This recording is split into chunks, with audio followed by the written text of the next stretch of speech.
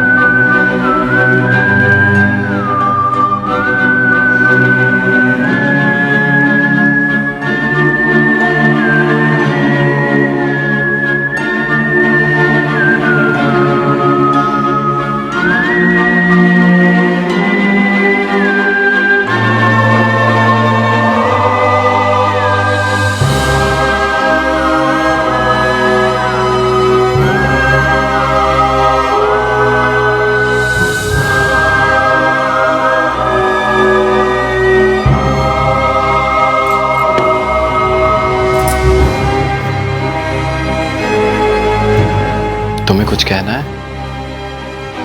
मुझे लगता है कुछ है जो तुम्हें कहना है, नहीं?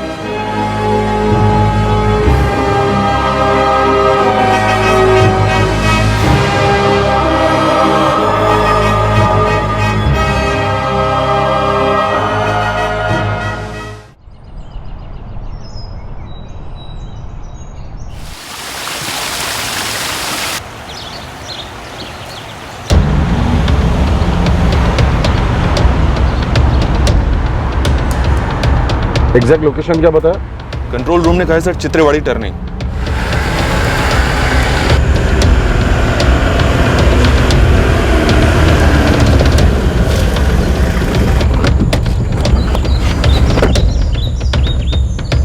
साहब इस तरफ भाई।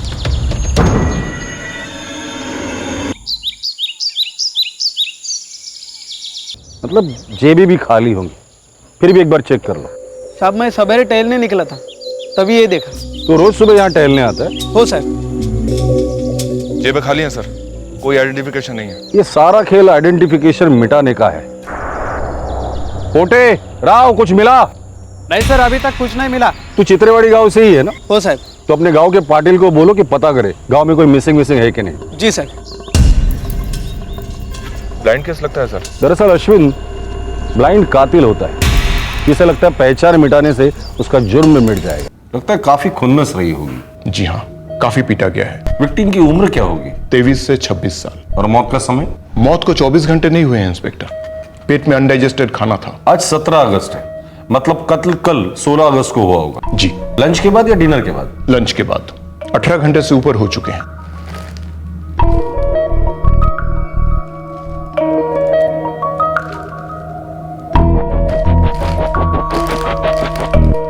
ना ही कोई मोबाइल मिला और ना ही कोई वॉलेट, कुछ भी नहीं। इगतपुरी, कसारा और नासिक सिटी के हर पुलिस स्टेशन से मिसिंग कंप्लेंट निकलवाओ जो इस बॉडी से मैच करती है। जी सर। खबरियों को हर कस्बे में छोड़ दो। इस लाश की शिनाख्त जल्द से जल्द होना बहुत जरूरी है। फिर देखते हैं कातिल को। लगता है गुस्सा कूट कूट कर भरा है उसमें।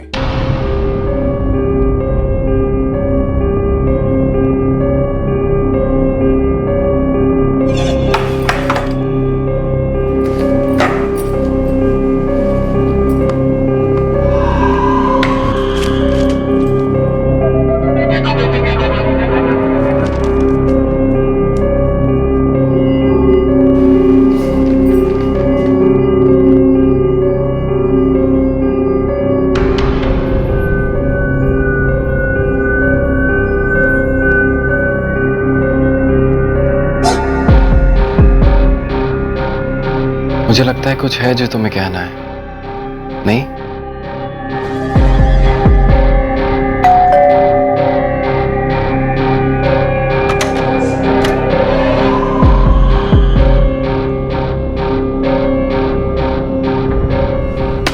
ये देख, क्या बोल रहा था तू? किसी के बाप को नहीं पता चलेगा। अरे लावारिश लाश का किसी को पता चलेगा? भटकते रहेंगे अंधी गली में पुलिस वाले। यार दफना देना चाहिए था लाश को तभी। अरे तो फिर 2 दिन बाद मिलती, तब भी किसी को कुछ नहीं पता चलता। देख, जो हुआ है वो भूल जा, और जो नहीं हुआ है ना, वो भी भूल जा।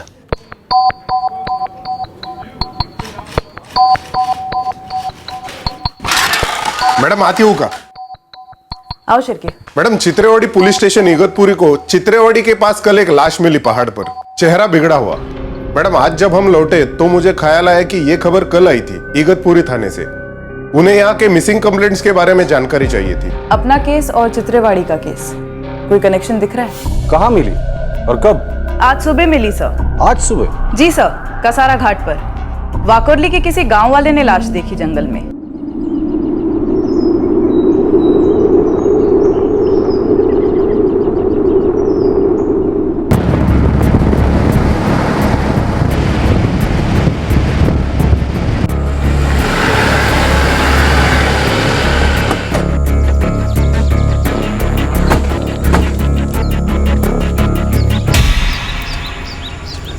शिरके, पॉकेट्स चेक करो। नहीं मैडम, कुछ भी नहीं मिला। बटुए मोबाइल के लिए सारा एरिया सर्च करो। कोई भी आइडेंटिफिकेशन नहीं मिल पाई सर, न लाश पर से न आसपास से। पोस्टमार्टम झालं? चालू है सर सिविल हॉस्पिटल में। जैसे ही पोस्टमार्टम हो जाए मुझे सारे डिटेल्स चाहिए, क्योंकि अनीता, एक जिला, 2 दिन, 2 जंगल और 2 आदमियों की लाशें, दोनों के चेहरे बिगाड़े हुए, बॉडी पर आइडेंटिफिकेशन का एक भी कतरा नहीं। इत्तेफाक होना थोड़ा मुश्किल लगता है। यानी मर्डर 16 अगस्त को हुआ? हाँ, लेकिन मर्डर से पहले क्या विक्टिम के पेट से अनडाइजेस्टेड खाना मिला है? हाँ। दोनों हाथों में फ्रैक्चर्स हैं? हाँ, लेकिन आपको कैसे पता? एक्चुअली इगतपुरी के पास चित्रेवाड़ी में भी कल एक लाश मिली। उसकी पोस्टमार्टम रिपोर्ट भी सिमिलर है और दोनों हाथों में सलिए जैसे किसी ऑब्जेक्ट की मार से फ्रैक्चर्स हैं। क्या विक्टिम की एज 23 से 26 के बीच है? हाँ, लगभग उतनी ही। और कोई डिटेल्स डॉक्टर? विक्टिम का खतना हुआ है, शायद विक्टिम मुस्लिम था।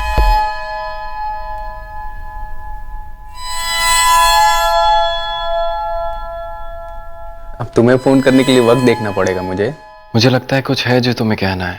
पर वो 2 लाशें कुछ नहीं कह रही थी, अपने आप के बारे में कुछ नहीं कह रही थी, सिवाय इसके कि इन दोनों के कत्ल में कोई कनेक्शन हो सकता है। इन हत्याओं से क्या हिसाब चुकता हुआ था ये आगे पता चलने वाला था, लेकिन सबसे पहले ये जानना जरूरी था कि इन दोनों युवकों के बीच में अगर कोई कनेक्शन था तो वो क्या था।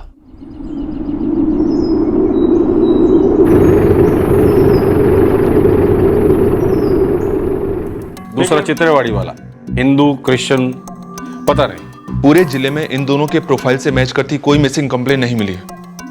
सर, कसारा घाट पर जो बॉडी मिली इस मुस्लिम लड़के की, उसकी फोटोज हमने सब जगह घुमाई, पोस्टर बनवाए, लेकिन कहीं से कोई रिस्पांस नहीं मिला। मुझे लगता है ये दोनों एक दूसरे से कनेक्टेड है।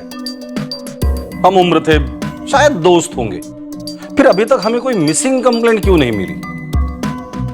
हो सकता है ये दोनों एरिया के बाहर से आए हो और यहां मारे गए हो। पॉसिबल है सर, हो सकता है सर इनके किसी करीबी ने ही ये कांड कर दिया है, इसलिए अभी तक आइडेंटिफिकेशन के लिए सामने नहीं आ रहा है। 2 नौजवान थे और जैसा कि आप कह रहे हैं जिले के बाहर से हो सकते हैं। लाशों की डिटेल्स हमने महाराष्ट्र स्टेट के सभी थानों में भेज दी है। वैसे लाशों की फोटोज के अलावा कोई और आइडेंटिफिकेशन की डिटेल्स हमारे पास है नहीं। कातिल ने दोनों के आइडेंटिफिकेशन मिटा दिए, फिर भी मिटे सबूत से हम कोई ना कोई सुराग जरूर ढूंढ निकालें।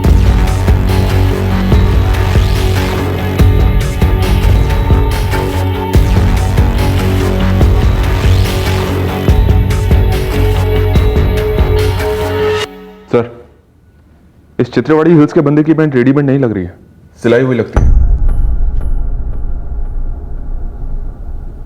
प्रसाद बेल डॉट, बेल सरनेम तो नहीं हो सकता? जी नहीं सर, हमारे यहाँ के केस के कपड़ों और जूतों से कोई लीड नहीं मिली। हमें लाश की पैंट से एक टेलर का टैग मिला है।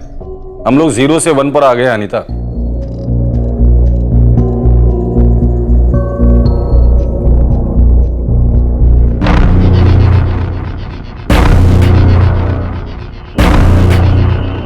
सर, ये पेंट के लेवल पर BEL डॉट मतलब बेल डॉट, ये बेलापुर हो सकता है सर, जो यहां से ज्यादा दूर नहीं है। उसके आगे बेलगांव भी हो सकता है, जो कर्नाटक में है सर। और ये प्रसाद, ये शायद किसी टेलर का नाम होगा सर, जिसने वो पेंट से लिया है। बेलापुर और बेलगांव, हम लोग यहां है, ये अपनी इगतपुरी, और ये रहा आपका कसारा। अब नवी मुंबई में ये रहा बेलापुर, जो इगतपुरी से 124 किलोमीटर दूर है, और ये रहा कर्नाटका में बेलगांव, जो इगतपुरी से 573 किलोमीटर दूर है। सर, फोटोज और डिटेल्स बेलापुर भेजे तो गए थे, लेकिन अभी तक कोई रेस्पॉन्स नहीं आया। अब बेलगांव भी भेज दो, लाश के डिटेल्स और प्रसाद बेल डॉट के डिटेल्स भी। सर मैं प्रसाद बेल डॉट की डिटेल्स बेलापुर भी भेज देती हूँ। घास की बोरी में एक सुई, एक टेलर ढूंढना है हमें जिसका नाम शायद प्रसाद है। अश्विन, तुम्हारे 3 सबूत तो यहीं तैयार हो गए, प्रसाद, टेलर, बेलापुर या बेलगांव। कांग्रेट्स।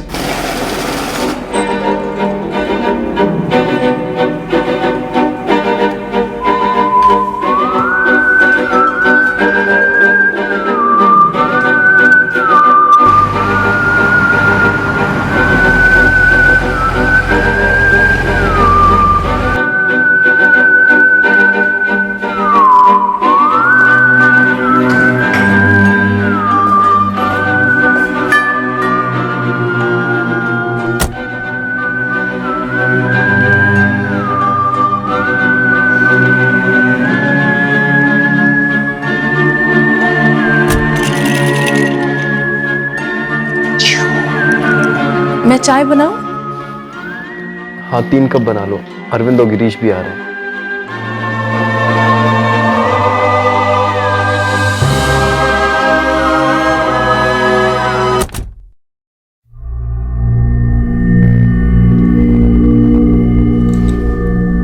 पिछले 5 दिनों से इतनी बड़ी बड़ी फोटो आ रहे हैं दोनों की, उसी टाइम दफना देना चाहिए था यार। अब हो गई गलती यार, अब कर भी क्या सकते हैं, बदल तो नहीं सकते ना।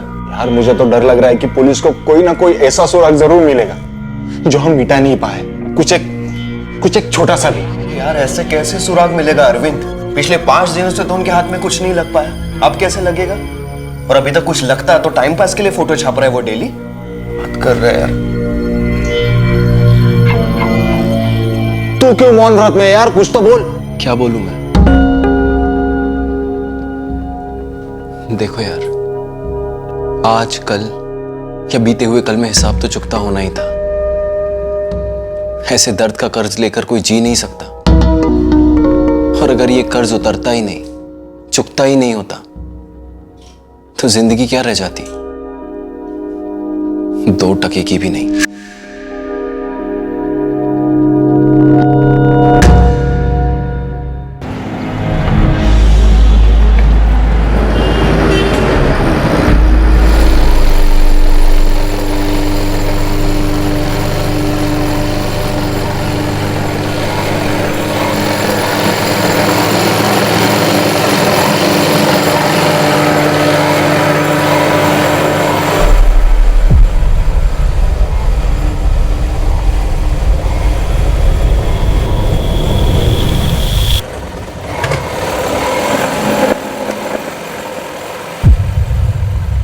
साहब लाशों के फोटो से कुछ भी हाथ नहीं लगा है, लेकिन यहाँ बेल गांव में प्रसाद टेलर मिला है, नकुल नगर में। इस प्रसाद टेलर के टैग का फोटो लेकर भेज मुझे। ठीक है सर।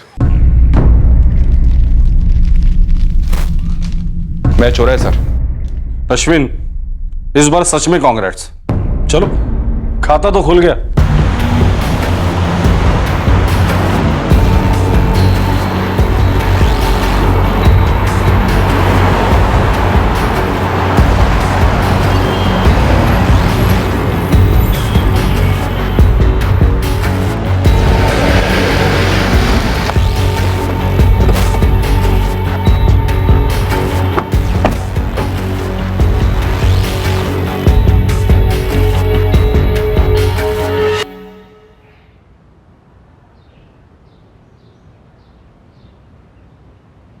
सर टैग तो मेरा है, पैंट भी यहीं से ली होगी। ये पैंट हमें एक लाश पर से मिली, हमें नहीं पता कौन है वो। जानना है, आप बता सकते हैं?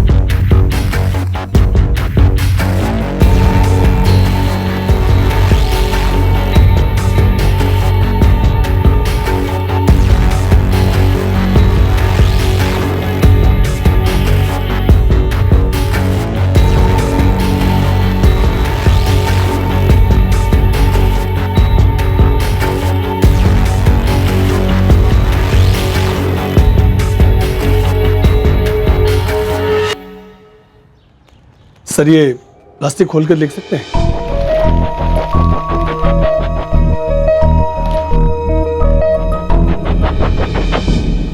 सर यही।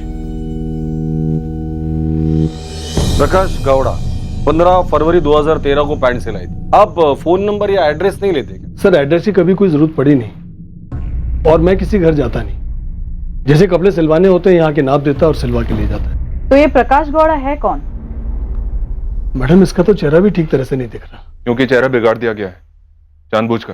प्रसाद जी, ये प्रकाश गौड़ा जिसने आपसे ये पैंट सिलवाई थी, कुछ आइडिया है कहाँ से आया था या कहाँ रहता था? इतनी पुरानी दुकान है, इतने सारे कस्टमर है, किस किस का नाम याद रखूंगा, मुश्किल है। सर वो यहाँ पेंट सिलवाने आया था, तो शायद वो भी नकुल नगर का ही होगा। सर इस नकुल नगर में कई सारे मोहल्ले हैं। प्रकाश गौड़ा, उम्र 23 से 26 के बीच। सर यहाँ का लोकल पुलिस स्टेशन है नकुल नगर पुलिस स्टेशन, पर वहां जाके मैंने चेक किया, वहाँ किसी भी प्रकाश गौड़ा नाम के बंदे का मिसिंग कंप्लेंट नहीं है। शायद वो यहीं का होगा सर, लेकिन रहता इगतपुरी की साइड में होगा। उसकी फैमिली भी यहीं रहती होगी, और हो सकता है सर उनको इस बात का पता ही ना हो कि क्या कांड हो गया। सर अगर आप इशारा करो तो मैं लड़कों को काम पे लगा देता हूँ। ठीक है गोविंद, तेरे लड़कों को काम पे लगा दे और जल्द से जल्द बता दे ये प्रकाश गौड़ा है कौन और क्यों मारा गया। अंधी गली की पहली दीवार फांद ली गई थी, रोशनी नजर आ रही थी पर रास्ता नहीं। जिस शख्स की पूरी पहचान साफ करने की कोशिश की गई थी, उसकी पहचान कैसे होती? दूसरी तरफ थी दूसरी लाश की शिनाख्त, जो अभी बाकी थी। इन दो लाशों के बीच में कोई कनेक्शन था भी या फिर नहीं? आपका बेटा प्रकाश क्या काम करता है रामेश्वर जी? वो मंगलुरु में इंजीनियरिंग फाइनल ईयर में है। पर तुम कौन हो और ये सब क्यों पूछ रहे हो? सब ठीक तो है ना? हाँ अम्मा, सब कुछ ठीक है। बस पता चला कि आपका बेटा है प्रकाश गौड़ा, तो ऐसे ही पूछ रहा था। अरे ऐसे कोई क्यों पूछेगा? तुम हो कौन? महाराष्ट्र के इगतपुरी में चित्रेवाड़ी पुलिस को लाश मिली, हाइट 5 फीट 8 इंच और उम्र। ये क्या दिखा रहा है हमें? अम्मा एक बार अपने बेटे को फोन तो कीजिए। है तू पागल है क्या? ये लाश की फोटो दिखा के हमें परेशान कर रहा है। चल भाग यहाँ से, वरना पुलिस को बुलाऊंगा। मुझे पुलिस नहीं भेजा रामेश्वर, मैं खबरी और बस अपना काम कर रहा हूँ। आप शांत हो जाइए, एक बार अपने बेटे प्रकाश को फोन तो लगाइए। The number you have called is currently switched off. Please try again later. कहीं गया होगा, उसका फोन बंद आ रहा है। मुझे नंबर मिलेगा प्रकाश का? तुम क्यों हमारे बेटे के पीछे पड़े हो और क्या साबित करना चाहते हो ये सब करके? अम्मा मैं कुछ भी साबित नहीं करना चाहता हूँ, मैं बस मेरे वाले प्रकाश को ढूंढ रहा हूँ। आप मुझे नंबर दे दीजिए, सबके लिए अच्छा रहेगा।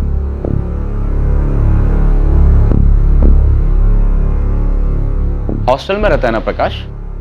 यहाँ मोहल्ले में कोई दोस्त है उसका? उसका दोस्त है वाजिद बेग, लेकिन वो नकुल नगर में नहीं, मोमी नगर में रहता है।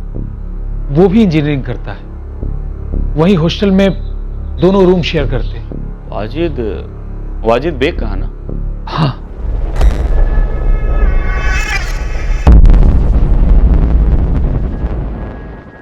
प्रकाश गौड़ा और वाजिद बेग, आपके दो केसेस, प्रकाश इगतपुरी और वाजिद कसारा।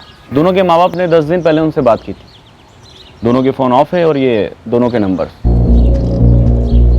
इनकी तस्वीरें नहीं मिली? नहीं सर, क्योंकि दोनों के माँ बाप ये मानने को तैयार नहीं कि ऐसा कुछ हो सकता है, ये तस्वीरें तो नहीं मिल पाई। सर कॉलेज को कांटेक्ट करते हैं, सारी डिटेल्स फोटो सब मिल जाएंगी। वो बेस्ट रहेगा सर। माँ बाप काफी अंधेरे में, क्योंकि दोनों हॉस्टल में रहा करते थे और 2 महीने पहले वो दोनों आखिरी बार अपने घर आए। कॉलेज का नाम और नंबर मिला? हाँ सर।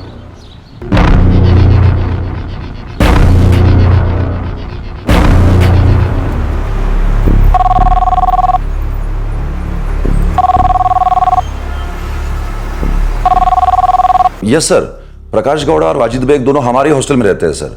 दोनों फाइनल ईयर बीई के स्टूडेंट्स हैं सर। इस वक्त कहाँ हैं? सर इस वक्त तो दोनों बाहर गए हुए हैं। बाहर मतलब? सर घूमने के लिए। कहाँ जा रहे, कुछ बोला उन्होंने? हाँ सर, बोल तो रहे थे कि 18th लेट नाइट तक वापस आ जाएंगे। हाँ सर, 19th को 10 बजे इंपॉर्टेंट लेक्चर भी है। आज 15 अगस्त है, कल 16 और 17। और सर 18 को बैक टू पवेलियन। वैसे जा कहाँ रहे हो? शिरडी सर। दूर नहीं सर, त्रिम्बकेश्वर नासिक साइड। आप वार्डन हो ना? लड़के 18 तारीख को वापस आने वाले थे और आज 26 अगस्त है। आपने एक मिसिंग कंप्लेंट भी नहीं लिखवाई, ना ही उनके माँ बाप को इन्फॉर्म किया। सर फाइनल ईयर के स्टूडेंट्स है सर, वो हम बच्चों की तरह बांध के तो नहीं रख सकते ना। और वैसे भी ये लोग होटल की तरह यूज करते हैं सर हॉस्टल को, कब आए कब गए कोई भरोसा नहीं, इसलिए हम भी ज्यादा इंटरफेयर नहीं करते हैं सर। लेकिन अब आपने फोन किया है तो थोड़ा टेंशन हो रहा है सर। बहुत बड़ा टेंशन है मिस्टर वार्डन। मेरे इस नंबर पे वो दोनों लड़कों के लेटेस्ट फोटोग्राफ भेजो अभी। लगभग तय है कि दोनों लाशें प्रकाश गौड़ा और वाजिद बेग की ही है। दोनों 24 साल के हैं। 15 अगस्त को मैंगलोर से निकले थे और 18 को लौटने वाले थे और 16 दोपहर को उनका मर्डर हो गया। ट्रैकिंग पर दोनों के नंबर्स डाल दिए हैं सर। अनीता, दोनों परिवार को ये न्यूज ब्रेक करनी होगी। और सर जी वो लोग ये बात बिल्कुल भी नहीं मानेंगे। एक काम करते हैं, दोनों परिवार को हमारे साथ लेकर जाते हैं और डेड बॉडीज दिखाते हैं। चेहरा बिगड़ा हुआ है ठीक है, लेकिन माँ बाप तो अपने बच्चे के साये को भी पहचान लेते हैं। सर मैं गोविंद के साथ जाती हूँ और उन लोगों को मना लाती हूँ। बहुत समझाने मनाने के बाद आखिरकार प्रकाश गौड़ा और वाजिद बेग के माता पिता इगतपुरी आने के लिए तैयार हो गए। दोनों युवकों के माता पिता को तनाव, दर्द और डर की सख्त गिरफ्त ने कसकर पकड़ रखा था, पर वो मानने को तैयार ही नहीं थे कि उनके जवान बेटे अब इस दुनिया में नहीं रहे।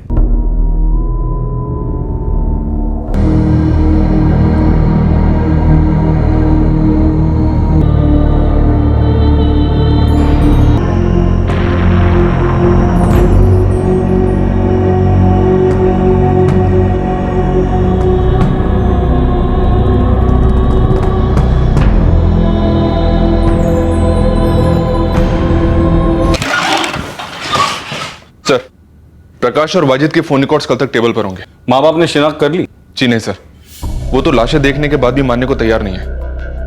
पर अनीता कह रही थी सर कि लाशें देखने के बाद वो बुरी तरह से टूट गए।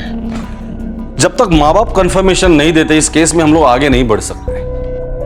देखते दोनों के कॉल रिकॉर्ड से क्या मिलता है हमें, क्योंकि कॉल रिकॉर्ड हमें बता सकता है कि ये दोनों कहां गए थे और क्यों मारे गए। और अगर छोटा सा भी चांस है कि ये वो दोनों नहीं है, वो भी साबित हो जाएगा। यही साबित हुआ कि ये लाशें प्रकाश गौड़ा और वाजिद बेग की ही हैं और फोन रिकॉर्ड्स आने का इंतजार भी नहीं करना पड़ा।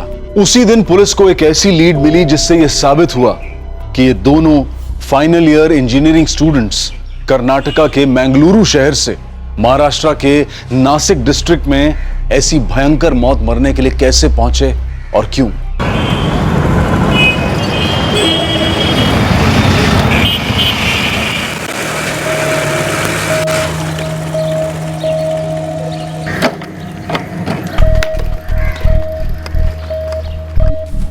अन्ना एक चाय। एक वैशाली है, नासिक में रहती है। पूरी हिस्ट्री बता। ये पहले बेलगांव के नकुल नगर में रहती थी, शादी के बाद नासिक में रहती है। अच्छा, नकुल नगर का कनेक्शन है, जहाँ प्रकाश गौड़ा रहता था। हाँ, मेरी प्रकाश गौड़ा के 2-3 दोस्तों से बात हुई तो बोले ये वैशाली और प्रकाश गौड़ा के पुराने कनेक्शन का फ्यूज है।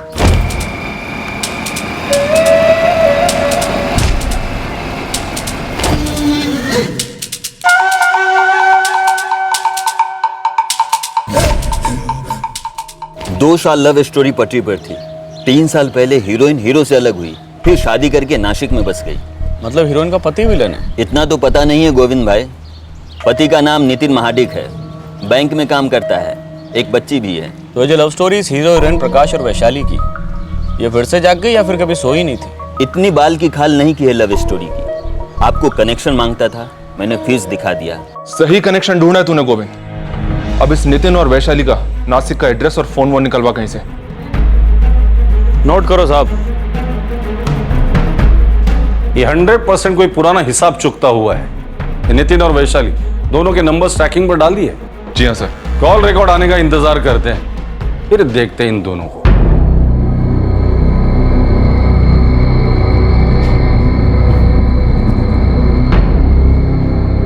देखिए रामेश्वर जी, सुनीता जी और इकबाल जी, आफरीन जी, हम समझते हैं दुनिया का सबसे बड़ा दर्द आपका दर्द है।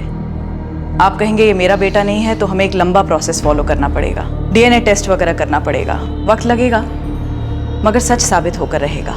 और सच तो यह है कि आप लोगों ने अपने बेटों को पहचान लिया है। रामेश्वर जी, 3 साल पहले नकुल नगर में एक लड़की रहती थी, वैशाली।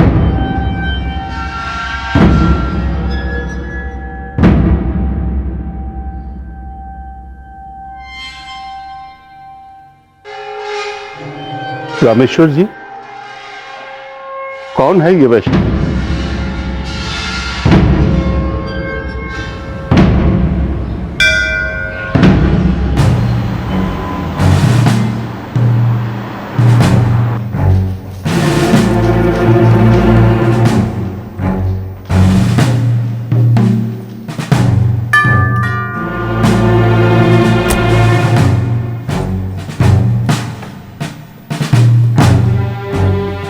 जी सर। वैशाली महाड़े। जी। क्या हुआ सर? नितिन महाड़े को। जी हाँ, क्या बात है? प्रकाश गौड़ा और वाजिद बेग बेंगलुरु से आए थे और 16 अगस्त की दोपहर को तुम दोनों से मिले थे। क्या? सबूत है हमारे पास नितिन, चलो दिखाते हैं तुम्हें। न नितिन न वैशाली भाप पा रहे थे कि इतनी बारीकी से पूरा ऑपरेशन प्लान करने के बावजूद पुलिस उन तक कैसे पहुंच पाई थी।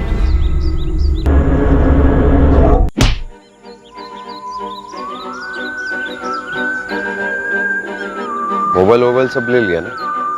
हाँ, सब कुछ। और ये इसे छोड़ नहीं सकते। किसी और जगह जाकर कर, एक ही जगह रिस्क हो जाएगा। मुझे जाने दो यहाँ से। मैं कसम से बोलता हूँ, मैं किसी को कुछ नहीं बोलूंगा, ना मैं आगे कुछ करूंगा। जो नहीं करना तो वो कर दिया है तूने। अब तेरी गलतियों का हिसाब तुझे चुकता करना ही होगा। बच्ची को बाहर लेकर जाओ। ये रहे तुम दोनों के कॉल रिकॉर्ड्स और ये उस रेस्टोरेंट की फुटेज है जहां तुम सबने मिलकर खाना खाया था। नितिन और वैशाली, खेल खत्म। अब ये double murder case blind case नहीं रहा जैसे तुम दोनों ने चाहा था। अब बको। कोई और चारा नहीं था मेरे पास, और वैशाली का इन दोनों मर्डर से कोई लेना देना नहीं है। लेना देना नहीं है? अरे यहां तक डूबी हुई है तुम्हारी बीवी। एक अरसे से प्रकाश के साथ घंटों बातें होती रही है इनकी। 16 अगस्त को भी ढेर सारी बातें हुई थी। वो बातें नहीं थी, धमकियां थी, ब्लैकमेल था। तुम्हें कुछ कहना है? मुझे लगता है कुछ है जो तुम्हें कहना है। नहीं, दिन रात परेशान रहती थी ये। जब भी फोन आता लेकर दूर चली जाती। मैं देख पा रहा था कि कोई बात है जो इसे परेशान कर रही है।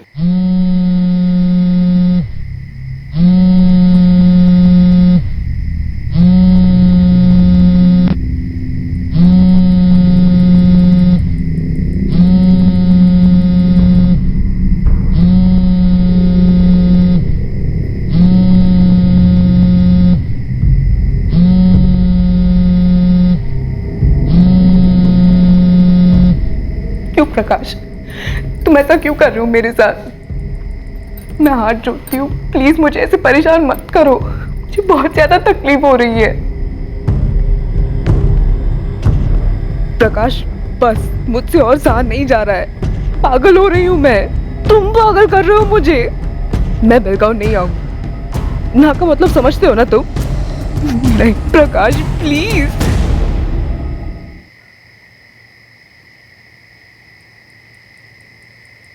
अब तो बोलोगी, क्या खाया जा रहा है तुम्हें? कुछ नहीं नितिन। वैशाली, तुम्हारी कोई भी तकलीफ अगर तुम्हारे अलावा कोई दूर कर सकता है तो वो मैं हूं। भरोसा करो मुझ पर। कोई तकलीफ नहीं है नितिन, सच में कोई भी तकलीफ नहीं है। वैशाली को बिना बताए मैंने चुपके से उसके मोबाइल में एक कॉल रिकॉर्डिंग सॉफ्टवेयर डाउनलोड कर दिया। अगले कुछ दिनों तक की मैंने उसकी सारी बातें अपने फोन पर ट्रांसफर कर ली थी। 2 साल हुए हमारी शादी को, एक बच्ची है, और आप देख पा रहे हैं कि मुझे मेरी पत्नी पर पूरा भरोसा है। बस एक बात का भरोसा नहीं था कि ये तकलीफ में नहीं है, क्योंकि ये तकलीफ में थी, भयंकर तकलीफ। ऐसे टॉर्चर मत करो मुझे प्रकाश। ऐसे टॉर्चर वॉर्चर बोल के मुझे विलेन मत बना प्लीज। मस्त चल रही है ना तेरी लाइफ, तो चलने देना। मैं थोड़ी बोल रहा हूँ, वो सब छोड़। हाँ, बस तेरी लाइफ को ना कंप्यूटर की तरह A ड्राइव, B ड्राइव और C ड्राइव में बांट दे। मैं तेरा एक्सटर्नल ड्राइव, मेमोरी हूँ, उसे इरेज मत कर। बीच बीच में कुछ डाउनलोड कर, उसे यूज कर। यूज नहीं प्रकाश, ऐसा कुछ नहीं होगा। मैं अपने पति के साथ कभी भी चीटिंग नहीं करूंगी, और अब मैं एक माँ भी हूँ प्रकाश। तो और भी अच्छा है ना, कभी किसी को कोई शक भी नहीं होगा। नहीं, तेरा बेलगाम आना एकदम आसान हो जाएगा। सबको कहना कि मैं के जा रही हूँ बच्चे के साथ। बच्चा तेरी मम्मी संभालेगी और हम दोनों एक दूसरे की जरूरतें संभालेंगे इस मस्त होटल रूम में। तेरी शादीशुदा जिंदगी में रत्ती भर की तकलीफ नहीं होगी। हो रही है प्रकाश, बहुत ज्यादा हो रही है। तुम्हारी इन फोन कॉल्स की वजह से। तकलीफ? असली तकलीफ क्या होती है मालूम? असली तकलीफ वो होगी जो तेरे पति नितिन को होगी। अगर मैं उसे बता दूं कि तेरी वाइफ किसी टाइम में मेरी लाइफ थी और हम लोगों ने बिना शादी के इतने सारे सुहाग दिन, सुहाग रात, सुहाग दोपहर मनाई कि हमारी लाइफ की अगर पिक्चर और वीडियो एल्बम देखते बैठेगा ना वो, तो सुबह हो जाएगी। बस बस बस बस, रोना बंद कर और काम की बात सुन। मैं और मेरा दोस्त वाजिद याद है ना तुझे? वाजिद, हम लोग शिरडी आ रहे हैं, तेरे नासिक से ज्यादा दूर नहीं है। तू बस हमारे होटल रूम पे आ जा और मना मत करा, कोई महापाप नहीं हो रहा है और कभी किसी को कुछ भी पता नहीं चलेगा। हाँ, अगर नहीं आई ना तो सबको जरूर पता चलेगा। तुम्हें कुछ कहना है? मुझे लगता है कुछ है जो तुम्हें कहना है। नहीं? सुनो, तुम प्रकाश और वाजिद को घर पर ही बुला लो। हाँ, सच्ची बोलो प्रकाश गौड़ा को कि एक बार मेरे पति से मिल ले, उसके बाद तुम्हें उसके साथ रिलेशनशिप जारी रखने में आसानी होगी। नहीं नितिन, मेरा उसके साथ कोई रिश्ता नहीं है। प्रकाश मेरा एक्स है और अब वो मुझे ब्लैकमेल कर रहा है। मैं जानता हूँ वैशाली, मैंने तुम्हारे फोन में एक कॉल रिकॉर्डिंग सॉफ्टवेयर डाउनलोड कर दिया था ताकि तुम्हारी तकलीफ जान सकूं। क्या? मुझे ऐसा करना पड़ा क्योंकि तुम घुट घुट कर मर रही थी दिन रात, पर मुझे तुम पर पूरा भरोसा है। एक अरसे से वो तुम्हारी जान ले रहा है। अब इस मामले को मुझे मेरे हाथों में लेने दो प्लीज। बुलाओ दोनों को, 16 को बुलाओ। वैशाली ने वही किया जो मैंने उससे कहा। वैशाली को पता था कि तुमने उन दोनों को मारने का प्लान बनाया था? सर, मेरा ऐसा कोई प्लान नहीं था, तो बस उसे समझाने गया था। ये अरविंद और गिरीश कौन है? उनको क्यों बुलाया था? दोस्त हैं सर, वो सेफ्टी के लिए बुलाया था उन दोनों को। प्रकाश और वाजिद को मिलने के बाद क्या हुआ? हम लोगों ने साथ में खाना खाया। वैशाली एकदम नॉर्मल थी।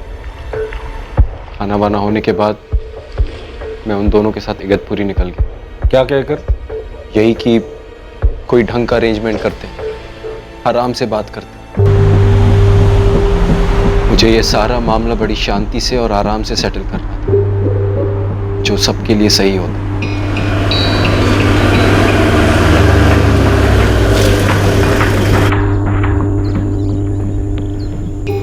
हाँ नितिन, बोल क्या अरेंजमेंट सोचा है? देखो, तुम्हें पता नहीं है कि मैंने तुम्हारी और वैशाली की सारी बातें रिकॉर्ड कर ली थी। तुम्हारा वो ब्लैकमेल सब कुछ सुन लिया। मुद्दे पे आ।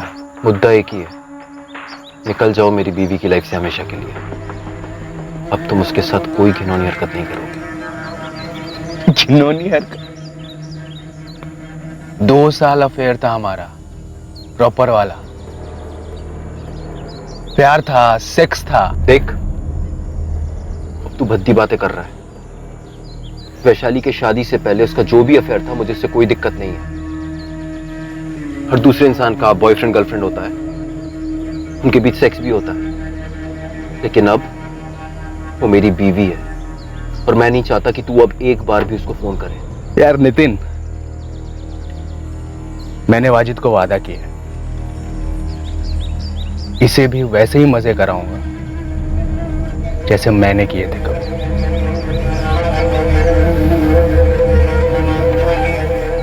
वाजिद, तुझे सब सही लगता है?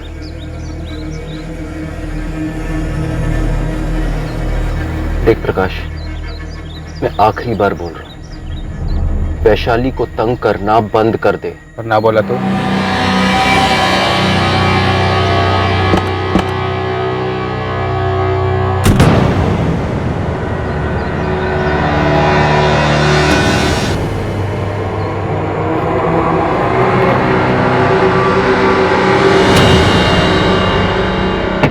अरे बाप रे, डर गया मैं।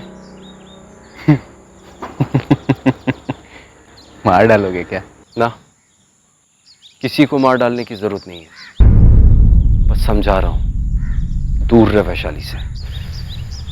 एक्स लवर्स जैसे मैं और वैशु है ना, लौ चुंबक की तरह होते हैं,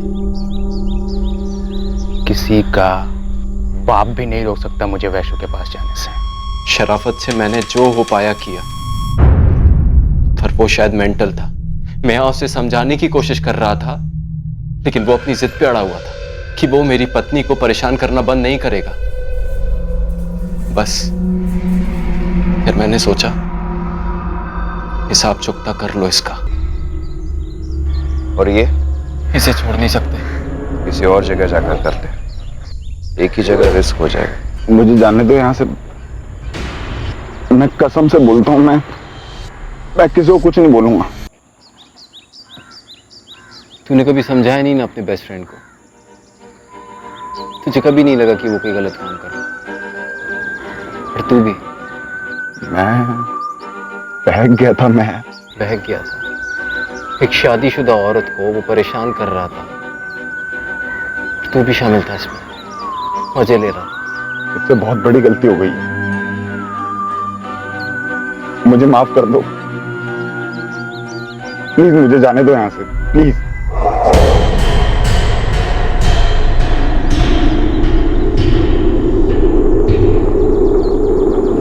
मैंने ढंग से, ईमानदारी से प्रकाश को समझाया, पर वो ना अपने पागलपन में ही मस्त था। कोई और चारा नहीं छोड़ा था उसने मेरे सामने सिवाय इसके। जब भी कोई जुर्म होता है, जैसे कि तुम्हारे केस में प्रकाश के हाथों वैशाली का ब्लैकमेल, तब एक और चारा भी होता है, और उस चारे का नाम है पुलिस। तुम लोगों ने एक बार भी नहीं सोचा इस चारे के बारे में? कानून हिसाब चुकता करता है नितिन। तुमने उसे मारकर अपने हिसाब में इतना बड़ा घाटा मोल लिया है कि अपनी बेटी पर तुम्हारा जिंदगी भर का कर्ज रहेगा। और वैशाली अकेली इस जिम्मेदारी और प्यार का कर्ज कभी चुकता नहीं कर पाएगी।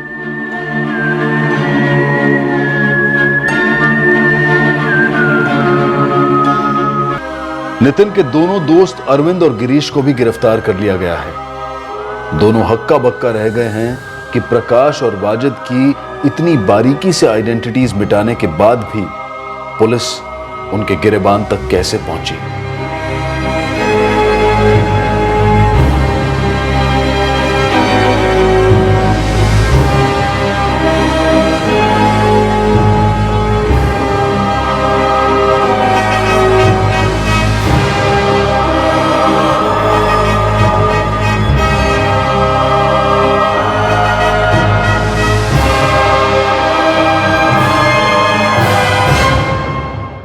नितिन और उसके दोनों दोस्तों को आईपीसी की धारा 302 के तहत कत्ल के इल्जाम में गिरफ्तार किया गया है। तीनों इस वक्त जुडिशियल कस्टडी में हैं। जब कोई पुराना रिश्ता हैरेसमेंट और ब्लैकमेलिंग का जरिया बनता है, तब वाकई में गहरा मानसिक और इमोशनल ताप होता है। लेकिन इस हैरेसमेंट को चुकता करने का सिर्फ एक ही इलाज होता है, पुलिस में शिकायत। इस केस में एक समझदार और ख्याल रखने वाला पति गलत कदम चल बैठा। कानून से मदद मांगने की बजाय खुद कानून को अपने हाथ में ले बैठा। तनाव का माहौल भले ही कितना भी उत्तेजित क्यों ना करे, लेकिन हमें हर वक्त अपने विवेक और कॉमन सेंस का साथ नहीं छोड़ना चाहिए। क्राइम कोई हिसाब चुकता नहीं कर सकता। क्राइम का अकाउंट सिर्फ एक ही जगह जाकर क्लोज होता है, और वो है अदालत का कटघरा। वजूद बनाना है तो अपने पैरों पर खड़ा होना होगा। किसी और से चोरी करना अपनी ही काबिलियत पर सवालिया निशान होगा।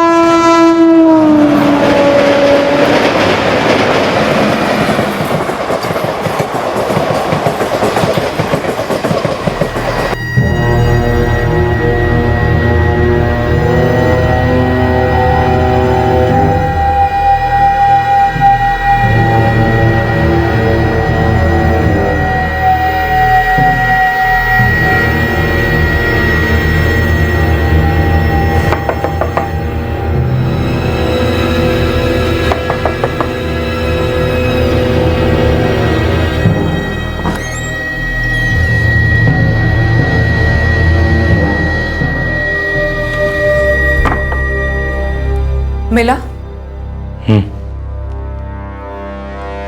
कब करना है? कल निकलते हैं, फिर देखते हैं। सही वक्त पर दे देंगे जवाब। हर जवाब अपने सवाल के साथ इंसाफ नहीं करता, खासकर जब सवाल वो हो जो दिमाग को एक कीड़े की तरह से खाए और दिल को एक खंजर की तरह से चीरे। एक हथियार खरीदा गया था, एक वक्त तय किया गया था, एक सवाल का जवाब मौत होने जा रहा था।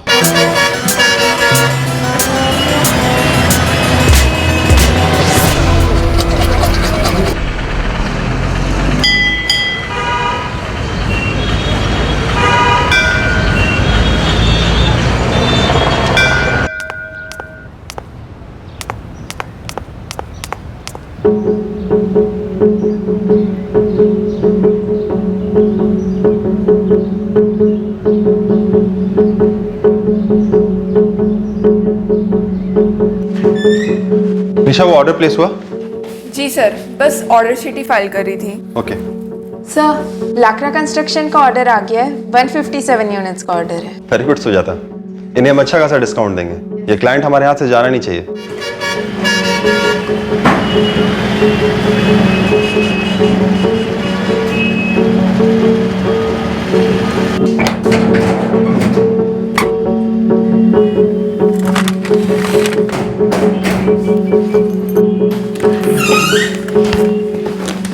Bye sir. बाय। मैं कम इन सर? आओ सुशांत। सर, ये जेनिथ कंस्ट्रक्शंस का पेमेंट आ गया है। गुड। मैं चलूँ सर? कल वो शगुन बिल्डर के साथ मेरी मीटिंग है, वो मीटिंग खत्म करके ही मैं ऑफिस आऊँगा। सर, ऑर्डर उनसे लेना ही है। वो ऑर्डर तुम पक्का लेकर आओगे। All the best. Thank you sir.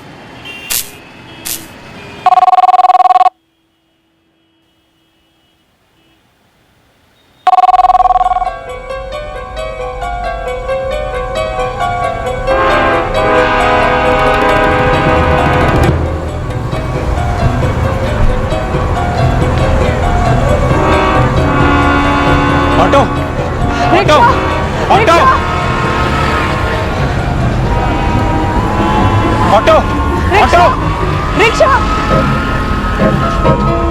Auto auto rickshaw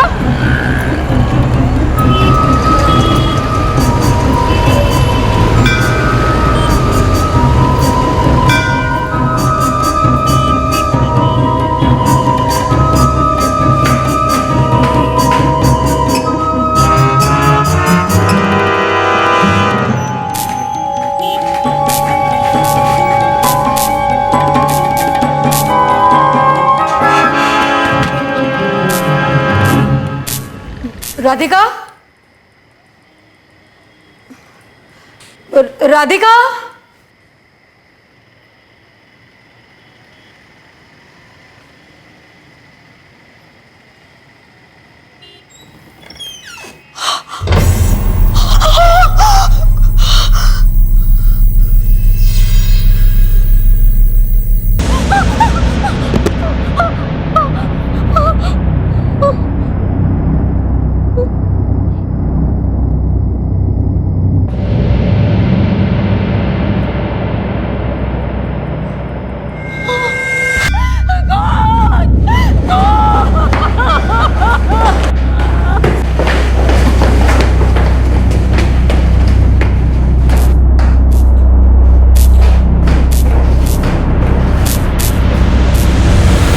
2 murder report हुए हैं राजीव कॉम्प्लेक्स सवालिया रोड से। Office number 213।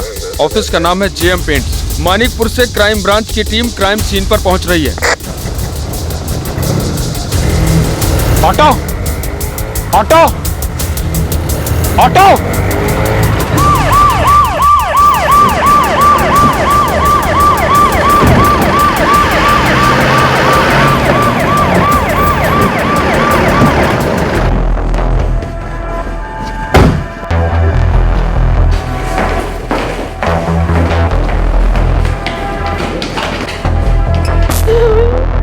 राधिका, मेरे बच्चे।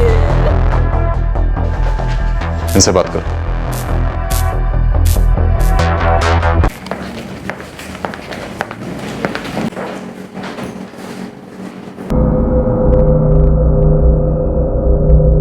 इस कंपनी के मालिक। और वो लड़की? वो राधिका है, मतलब थी। इस कंपनी में प्यून थी सर। उसकी माँ ने ही ये लाशें पहली बार देखी। संभालिए मैडम प्लीज, बताइए हमें हुआ क्या? मुझे नहीं मालूम, मुझे कुछ नहीं मालूम। मेरी बेटी राधिका रोज शाम को अपना काम खत्म करके 6:30 बजे तक घर पहुंच जाती थी, पर आज नहीं पहुंची। इसलिए मैं देखने आई कि क्या हुआ है। तो ये सब देखा। आप यहाँ कितने बजे पहुंची थी? 7:15 के आसपास।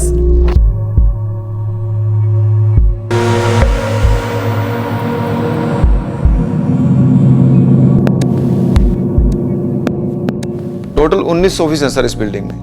ज्यादातर माल रखने के लिए इस्तेमाल होते हैं। 4 हैं जिसमें स्टाफ भी रहता है, जैसे जेएम पेंट्स। 6:30 तक सारा बिल्डिंग का स्टाफ निकल जाता है। आपका ऑफिस कहाँ है? सर नीचे वाली फ्लोर में। लोगों की आवाज सुनी तो मैं ऊपर आया। आपका नाम क्या है? राकेश शर्मा। राकेश शर्मा जी, आपके ऊपर वाले ऑफिस में यहाँ 2 गोलियां चली, आपने आवाज नहीं सुनी? सर शाम का टाइम था और बाहर भयंकर ट्रैफिक है। बगल में मंदिर भी है और वहाँ शाम को आरती होती है। इतने शोर में मुझे सर कुछ भी सुनाई नहीं दिया। ये हरीश जायसवाल, ये भी 6:30 बजे तक ऑफिस से निकल जाते हैं? नहीं सर, हरीश जी बैठते थे 8 साढ़े 8 बजे तक बैठते थे। हमेशा नहीं, लेकिन कभी कभी। ये कभी 6:30 के आगे नहीं रुकी, ज़्यादातर 6:15 बजे तक निकलती थी। सर राधिका की माँ भी यही कह रही है।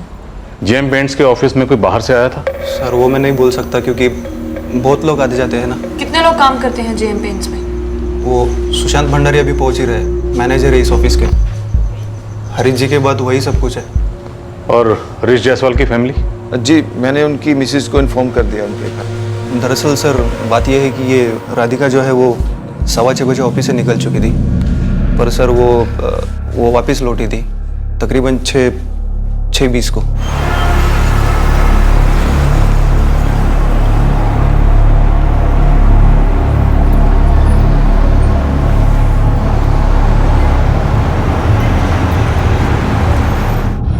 नैना, राधिका की माँ यहाँ कितने बजे पहुंची? 7:15 के आसपास। 7 बजे वो घर से निकली थी, यही नानक नगर में रहती है। श्योर है? सारी पेट्रोलिंग टीम को अलर्ट करो, नाकाबंदी करो। रश आवर से फुल ट्रैफिक होगी, हत्यारे ज्यादा दूर नहीं निकल पाए होंगे। सर लगता है 1 से ज्यादा हथियारे थे। हर एक नाके पर बाईपास पर नाकाबंदी लगवा दो, स्टेशन रोड पर भी। सर लगता है पियन राधिका चाय बना रही थी 3 लोगों के लिए। एक हरीश जायसवाल के लिए और बाकी के 2 कप्स गेस्ट के लिए। 2 गेस्ट जो शायद हथियारे थे। बंदूक और छुरा 2 हथियार जो इस्तेमाल हुए लगते हैं। जिस किसी पर शक हो उसे डिटेन करो और सारे सस्पेक्ट की तलाशी लो।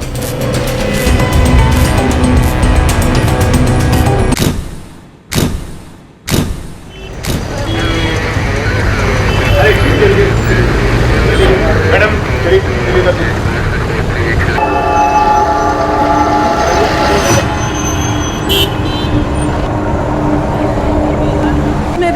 रीना जायसवाल, हरीश जायसवाल मेरे पति हैं। मैडम वो नहीं है। हरीश! हटो, हटो, हरीश! लाइसेंस दिखाओ।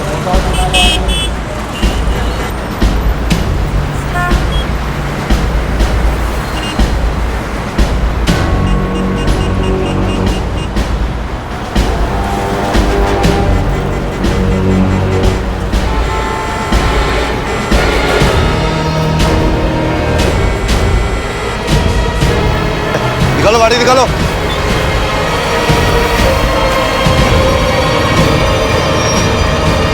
कहाँ जा रहे हो तुम लोग? स्टेशन जा। कहाँ से आ रहे हो? घर से आ रहे हैं, भोपाल जा रहे हैं। मेरी बीवी का मायका है वहाँ। क्या हुआ?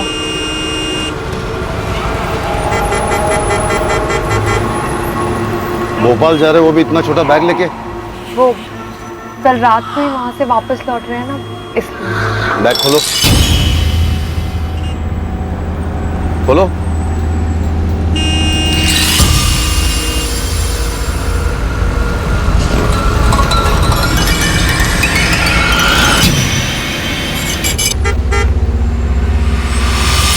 क्या हुआ साहब जी?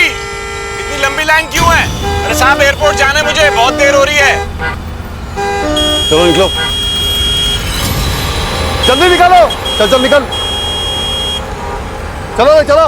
ये ड्रॉर खुला है। आज एक क्लाइंट ने हमें कैश पेमेंट दी थी, मैंने सर को लाके दिया था। सर अक्सर कैश इसी ड्रॉर में रखते हैं। कैश? हाँ सर, छोटी सी कंपनी है हमारी। कितनी छोटी है? कितने लोग काम करते हैं? सर मेरे अंडर मार्केटिंग में 2 लड़कियां हैं, सुजाता और निशा, और 2 अकाउंट्स में है विशाखा और रेणुका।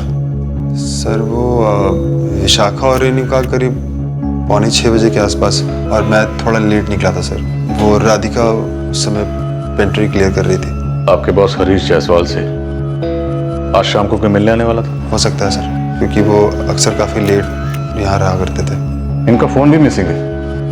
फोन नंबर क्या है इनका? मैडम राधिका इस तरफ गई थी, क्यों गई थी मुझे नहीं पता।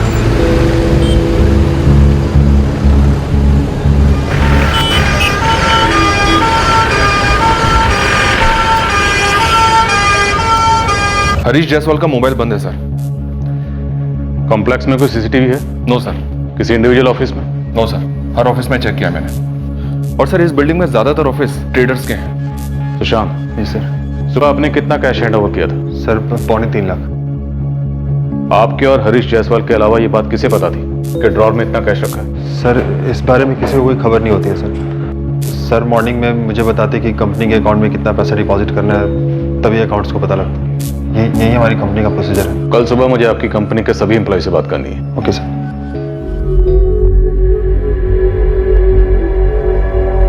एक पत्नी अपने पति को खो चुकी थी, एक बेटा अपना पिता, अपनी जिंदगी का मकसद खो चुकी थी और उम्मीद भी।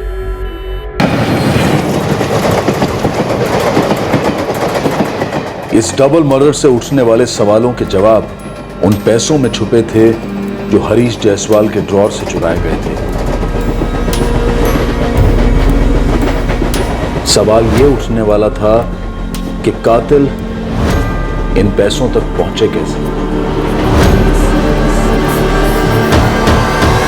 मैं राधिका को जानता हूँ, वो राजवीर कॉम्प्लेक्स में काम करती है। आज देखा था उसे आपने? शाम को आई थी और आधा लीटर दूध लेकर गई। काका आधा लीटर दूध दीजिए ना। राधिका बेटी, आज बहुत देर तक काम हो रहा है। मैं तो घर जाने वाली थी काका, पर सर ने रोक लिया और कहा चाय बना के जाओ। काका जल्दी दे दीजिए ना प्लीज। ये लो बेटी दूध। थैंक यू काका। चाय बनाने के लिए उसे उसके सर ने रोका। इसके अलावा और कोई बात हुई आप दोनों के बीच में? नहीं मैडम। 2 गोलियां पॉइंट ब्लैंक रेंज से चलाई गई। अब इन दोनों में कोलैटरल डैमेज कौन था? हरीश जायसवाल के ड्रॉर से 3.25 लाख रुपए गायब हैं और इनके टेबल पर हमें एक नोटपैड मिली। ये डबल मर्डर सिर्फ पैसों के लिए नहीं हुआ। सवाल कुछ और था जिसका जवाब इस तरह से दिया गया। सर मैंने हरीश जायसवाल की पत्नी रीना और मालती से बात करने की कोशिश करी, पर दोनों बेहाल हैं। आज फिर कोशिश करती हूँ। हरीश जायसवाल के कॉल रिकॉर्ड्स मंगवाए गए सर। खबरियों को भी एक्टिव कर दिया है। कॉन्ट्रैक्ट किलिंग के हिस्ट्री शीटर्स को भी राउंड अप करें। शौर्य, ऑफिस के एम्प्लॉयज को टैकल करो। 2 लोग थे, पता करो वो 2 लोग कौन थे। सर पहले मैं जाकर रीना से मिलती हूँ, बाद में मालती से पूछताछ करती हूँ। पुलिस इन्वेस्टिगेशन इस जगह पर पहुंचने वाली है। एक लेन देन का राज इसी जमीन में दफन है। जर, जोरू और जमीन ये अच्छे अच्छों की नीयत को टटोलते हैं और ज्यादातर जुर्म इन्हीं के साए में होते हैं। मौजूदा डबल मर्डर में किसी ने कोई हिसाब लगाया और नतीजा 2 जानें चली गईं। तुम्हारी क्या मजबूरियां हैं, इससे मुझे कोई वास्ता नहीं है। 5 लाख की रकम तय हुई थी, 5 लाख ही लूंगी, 1 पैसा कम नहीं। और वैसा तुम करो ही मत। और अगर मुकर गए तो फिर देखना मैं क्या करती हूँ।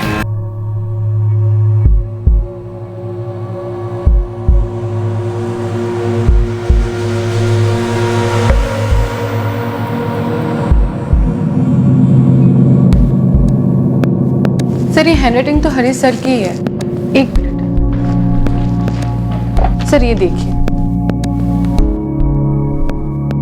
ठीक है, ऑफिस में कोई हिसाब करने के लिए आने वाला था, कोई आइडिया है किसी को? बात मेरे को समझ में नहीं आ रही है सर। ये ब्रेकडाउन तो देखिए आप, 9 लाख, 4.5 लाख, 3 लाख, कैलकुलेशन कुछ समझ में नहीं आ रही है सर। किसी क्लाइंट के साथ कोई नेगोशिएशन चल रही थी? सर पिछले 2 साल से मैं यहाँ काम कर रहा हूँ। जो भी नेगोशिएशंस होती हैं वो मेरे सामने ही होती हैं, मैं ही उसे लीड कर रहा हूँ। सर ये कुछ और हो सकता है सर। रीना जी, आपको हिसाब समझ में आ रहा है? मेरी तो कुछ समझ में नहीं आ रहा है। सुबह रोज की तरह वो काम पर निकल गए। मैं शाम को उनके लिए खाना बना रही हूँ, तभी मुझे फोन आता है कि उन पर किसी ने गोली चलाई। जाकर देखती हूँ तो वो जा चुके हमेशा के लिए। ऐसे कैसे हो सकता है? मर्डर कभी समझ में नहीं आता है, वो एक साथ कई जिंदगियों को बीच से काट देता है। मर्डर के पीछे या तो कोई बहुत बड़ा लालच होता है या फिर नफरत। अशोक से पूछिए अशोक से कि ऐसी भी क्या नफरत थी कि उसने। अशोक सर, ये अशोक जायसवाल हरीश जायसवाल का दूर का रिश्तेदार है। दोनों में कुछ अनबन थी जमीन को लेके और कुछ ब्लैक मनी भी इन्वॉल्व है। ले आओ उसे।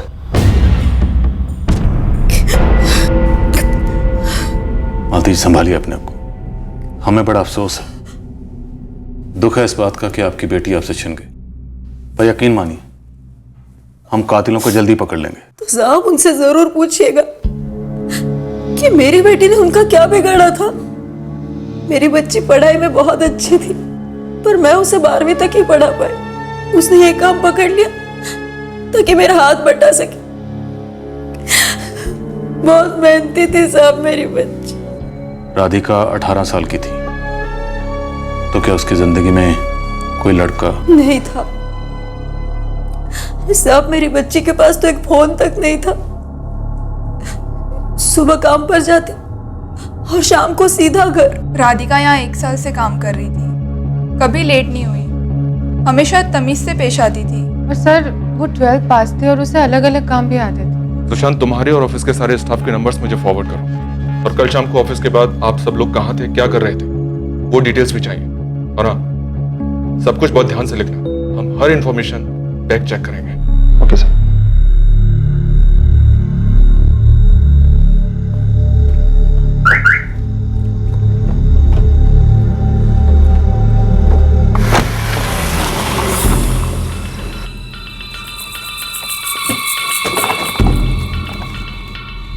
Ashok Jaiswal ji, crime branch. अच्छा, हाँ, मतलब मैं हरीश के घर नहीं गया तो आप लोग यहाँ पहुँच गए मेरे घर। क्यों नहीं गए हरीश जायसवाल के घर?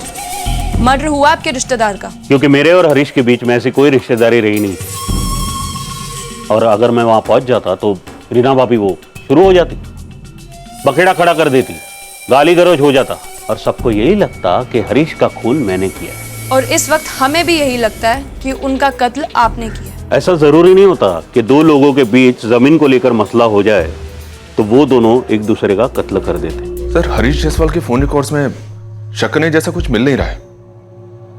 कल शाम को तो कोई फोन ही नहीं हुए। ये जो भी आया था, ये आए थे, ये पक्का कोई पहचान वाला होगा या किसी पहचान वाले ने भेजे होंगे, जिनके लिए हरीश जायसवाल ने ये सारी कैलकुलेशन की होंगी। नैना गई है अशोक जायसवाल को लेने, देखते हैं दोनों की आपस में जमीन को लेकर क्या अनबन थी। ठीक है, मैं वो जमीन के पेपर्स ले आता हूँ, फिर चलते हैं थाने, सब कुछ साफ साफ समझ लेते हैं एक ही बार में। अशोक जी, पीछे के दरवाजे पर भी मेरे आदमी हैं, तो भागने का सोचना भी मत।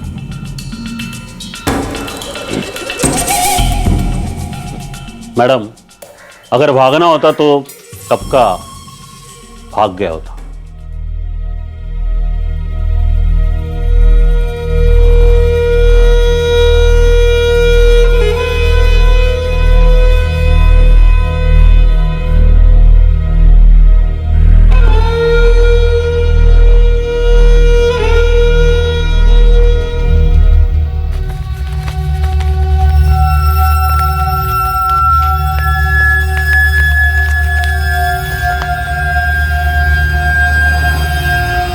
कितने?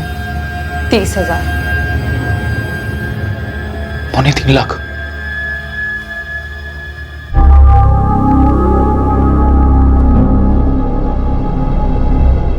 तो हो गई तसल्ली?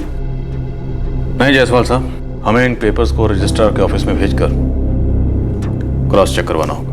बेशक सर, वहां भिजवा दीजिए सर, कहीं भी भिजवा दे सकते हैं सर, पर साबित यही होगा कि मेरी नीयत बिल्कुल साफ थी। वो लालच ना हरीश के दिमाग में था सर। रीना जी का तो कुछ और ही कहना है। आपसे किसने कह दिया वो सच बोल रही है? अशोक जायसवाल, मेरे पति का दूर का कजिन हरीश ने एक जमीन में इन्वेस्टमेंट की थी अशोक के थ्रू। और जैसे ही सारी कार्रवाई पूरी हो गई, अशोक के खराब इरादे बाहर आ गए। ये तुम बहुत गलत कर रहे हो मेरे साथ अशोक। तुम मुझे ऐसे धोखा नहीं दे सकते। अरे जो रकम हमने आपस में तय की थी वो पूरी कीमत मैं तुम्हें दे रहा हूं ना, फिर तुम ऐसे मुकर नहीं सकते हो। ये सरासर फ्रॉड है। कैसी बातें कर रहे हो तुम? देखो, जमीन मैंने ढूंढी, सारा पैसा मैंने इन्वेस्ट किया है, तो फिर ये जमीन तुम्हारी कहां से हुई? अशोक ने जमीन हड़प ली थी। हड़प ली? क्या बकवास है ये सर। सर जमीन चुनी मैंने, खरीदी मैंने अपने नाम पर। हाँ, वो कुछ पैसे कम पड़ रहे थे मुझे, तो वो मैंने लोन मांगा हरीश से। कितना कम पड़ रहा है अशोक? 11 लाख। हाँ, अगर सूद लोगे तो ज्यादा टाइम लूंगा चुकाने में। कैसी बातें करते हो? अपना टाइम ले लो आराम से, सूद वूद को बाद में देख लेंगे। लेकिन हाँ, जमीन अगर अच्छी है ना तो छोड़ना मत, खरीद लेना।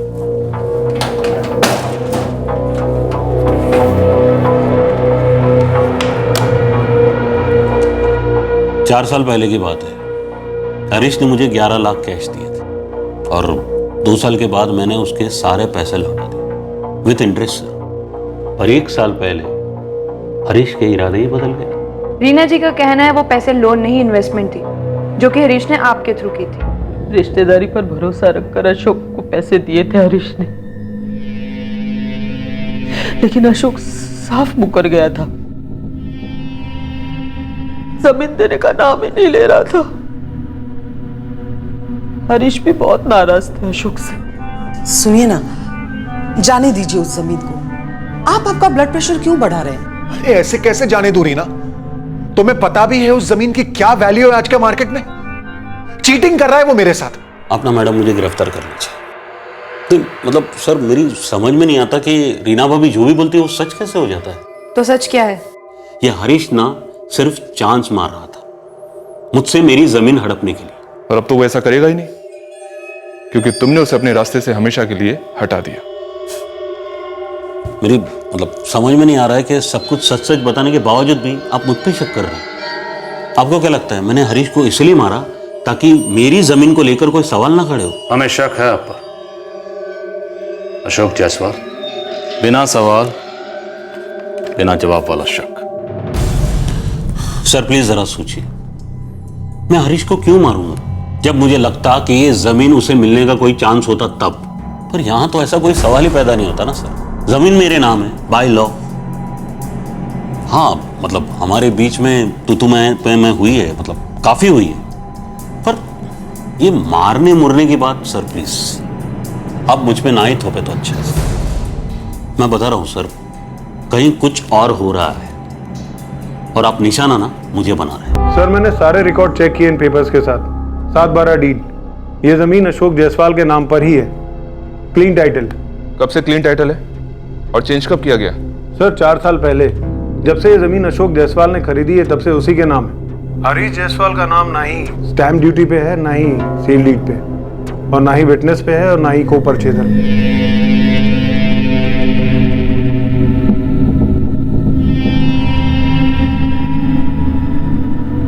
जमीन के सारे पेपर्स अशोक जायसवाल के नाम पर है। ऐसा लगता नहीं है कि डबल मर्डर जमीन के अनबन से जुड़ा हुआ है। हो सकता है इस अनबन की आड़ में किसी ने किसी और ही सवाल का जवाब दे दिया। सर ये भी तो हो सकता है कि इस प्रॉपर्टी डिस्प्यूट को जानबूझकर हमारे सामने लाया गया हो ताकि इन्वेस्टिगेशन गुमराह की जाए। रीना? Yes sir. खबरें लगाओ उसके पीछे, बचपन से लेके अभी तक एक एक डिटेल निकलवाओ। एक पॉइंट ऐसा है जिसे शायद हम लोग अभी तक एक्सप्लोर ही नहीं कर रहे। कौन सा? राधिका। राधिका के बारे में हमें अभी तक कुछ भी मालूम नहीं है सर। राइट। 2 कत्ल हुए हैं, 2 गोलियां चली, छुरा चला, कुछ भी हो सकता है। इस हिसाब किताब में और बहुत सारे इक्वेशंस छुपे हुए हैं और हमें इन इक्वेशंस की तह तक जाना। इस केस से जुड़े सभी लोगों के बारे में डिटेल में पता करो। रीना, राधिका और जेएम पेंट्स का सारा स्टाफ।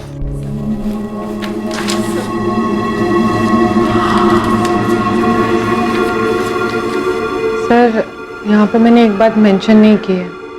कौन सी बात? सर देखिए ना, अगर अवॉइड कर सकते हैं तो। उन्होंने मेरे से सारी डिटेल मांगी है। ऐसी कौन सी बात है जो तुम नहीं बताना चाहती हो? सर एक्चुअली मेरे पेरेंट्स बहुत कंजर्वेटिव है और उनको नहीं पता है कि आई हैव अ बॉयफ्रेंड। ये बात तुम पुलिस को बता दो, क्योंकि उन्होंने जो कहा है मैं वही करूंगा।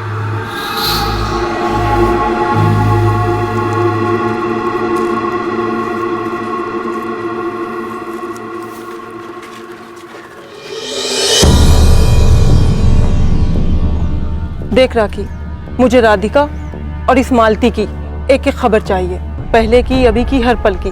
छोटी सी भी कोई बात हो फोन कर मेरे को। हाँ भाई, जो सामने हरीश जायसवाल की फैमिली रहती है ना, हाँ, पता कर इनके घर पे कौन कौन आता है। इलेक्ट्रिशियन, प्लम्बर का डिटेल दे। और नौकरानी? वो तो मेन है, सबसे मेन। इनका सारा डिटेल निकाल के दे मेरे को। चल जा।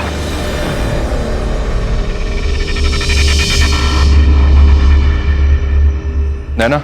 Yes sir. जेएम पेंट्स के सारे एम्प्लॉइज ने कत्ल की शाम की डिटेल्ड एक्टिविटी रिपोर्ट दी है।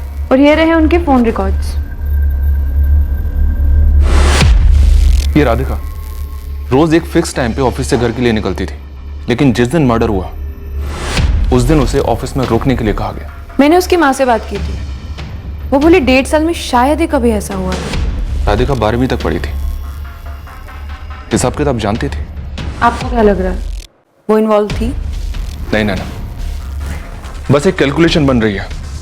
राधिका को इस बात का पता था कि ऑफिस में कैश ट्रांजैक्शंस होते हैं और कैश ऑफिस में ही रखा जाता है, तो हो सकता है उसने अपने साथीदारों को वहां बुलाया, उन लोगों ने वहां लूट की और उस लूट के दौरान ही उन लोगों ने राधिका को भी मार दिया। डबल क्रॉस, बस एक एंगल है। सर परम्यूटेशन कॉम्बिनेशन तो कई हो सकते हैं।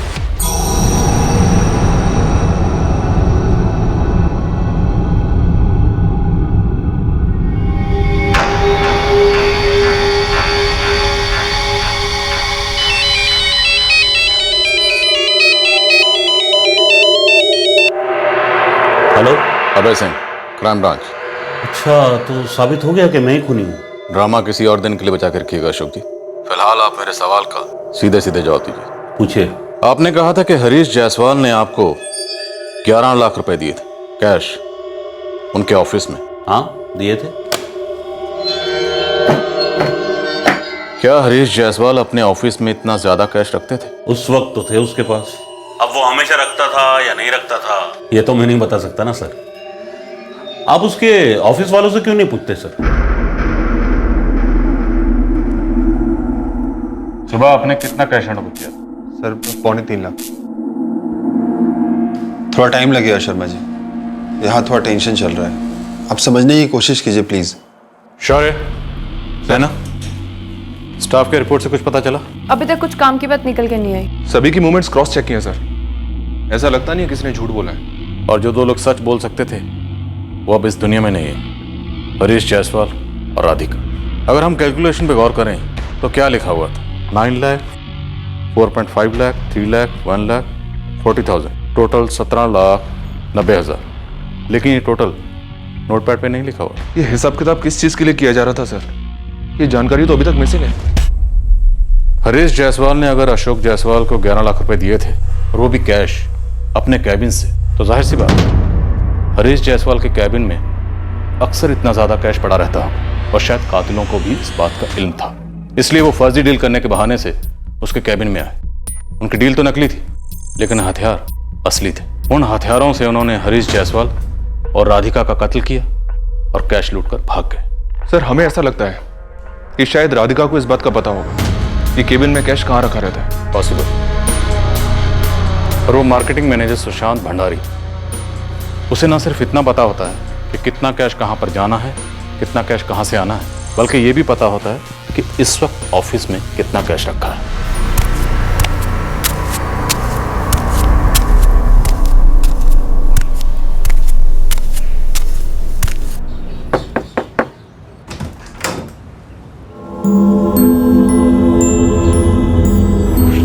आ गए तुम, वरना मैं सीधा पुलिस के पास जाने वाली थी।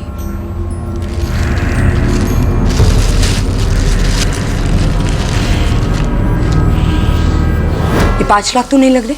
1.5 लाख हैं, अभी इतने ही हाथ हैं। हमारा आमने सामने बैठ के हिसाब किताब तय हुआ था ना? हिसाब से मुकर नहीं रहा हूं मैं। 5 लाख देने थे, 5 लाख ही दूंगा। अभी मेरे पास इतने हैं, बाकी भी जल्दी दे दूंगा। अंदर नहीं आओगे? चाय बना देती हूँ तुम्हारे लिए। नहीं।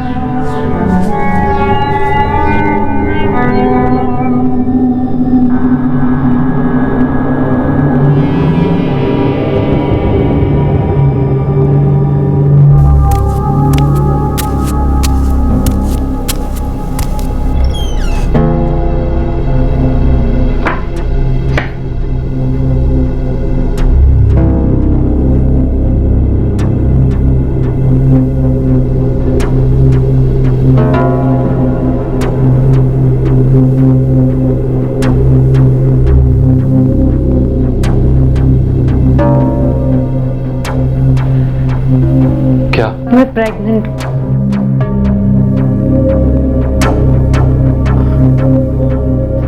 क्या हुआ? तुम खुश नहीं हो? पता नहीं यार।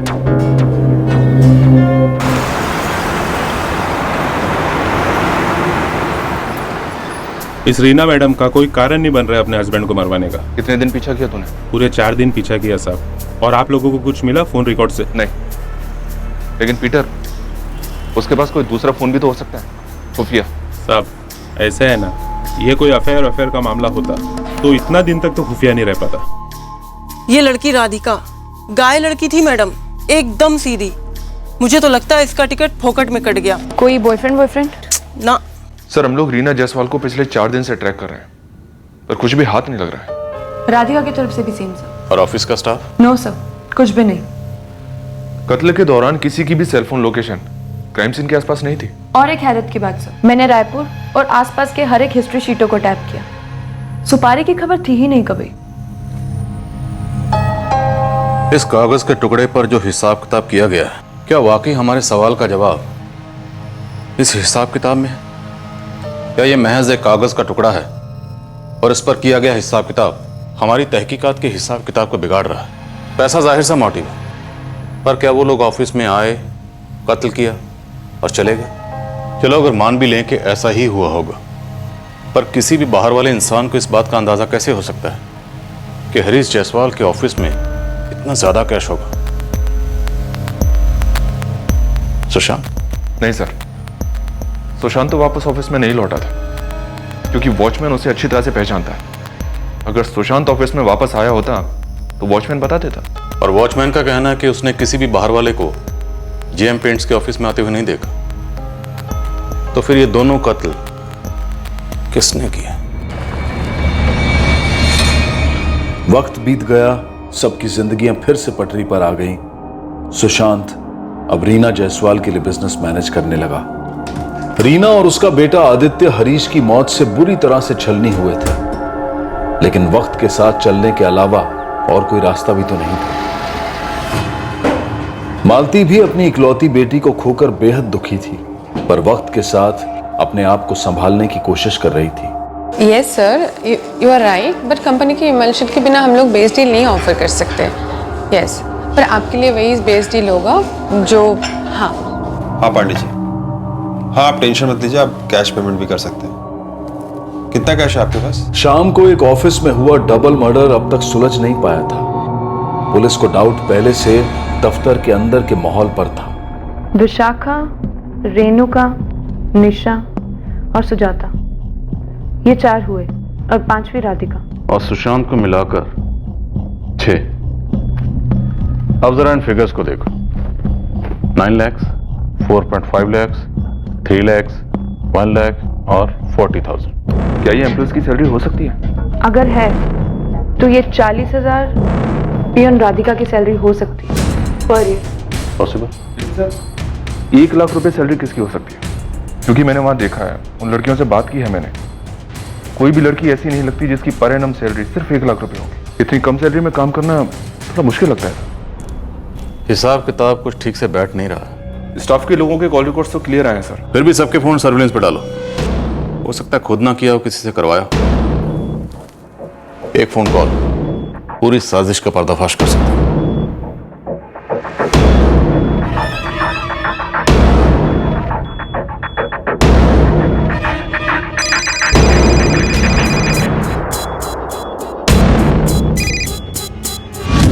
हेलो,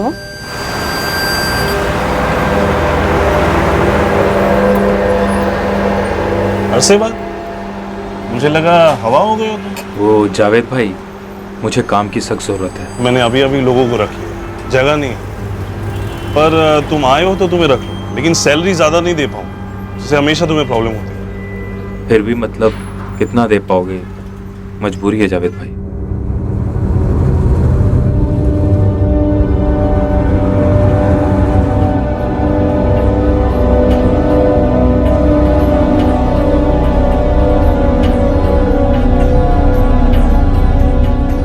कर लो नौकरी, जो भी तनख्वाह मिलेगी हम मैनेज कर लेंगे। अब जितने पैसे हैं हमारे पास वो और कितने दिन चलेंगे, और वैसे भी आने वाले दिनों में और खर्चे पड़ेंगे। हमने ठीक किया क्या? कौन से वाले की बात कर रहे हो?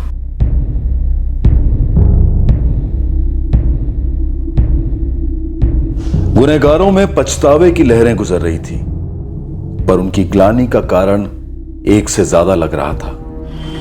दूसरी ओर रायपुर में पुलिस को इस केस का एक अहम सुराग आखिरकार हाथ लग ही गया। सर, पता नहीं कितने काम की है इन्फॉर्मेशन, पर परसों जेएम पेंट्स में विशाखा को इस नंबर से कॉल आया था, जो कि मुंबई का लैंडलाइन नंबर है। तो तुम्हें शक क्यों है? क्योंकि सर विशाखा को जो भी कॉल्स आते रहे हैं वो रायपुर और उसके आसपास के एरिया से आते रहे हैं। ये नंबर कुछ अलग सा लगा, और वो भी पीसीओ का। पीसीओ आज के जमाने में?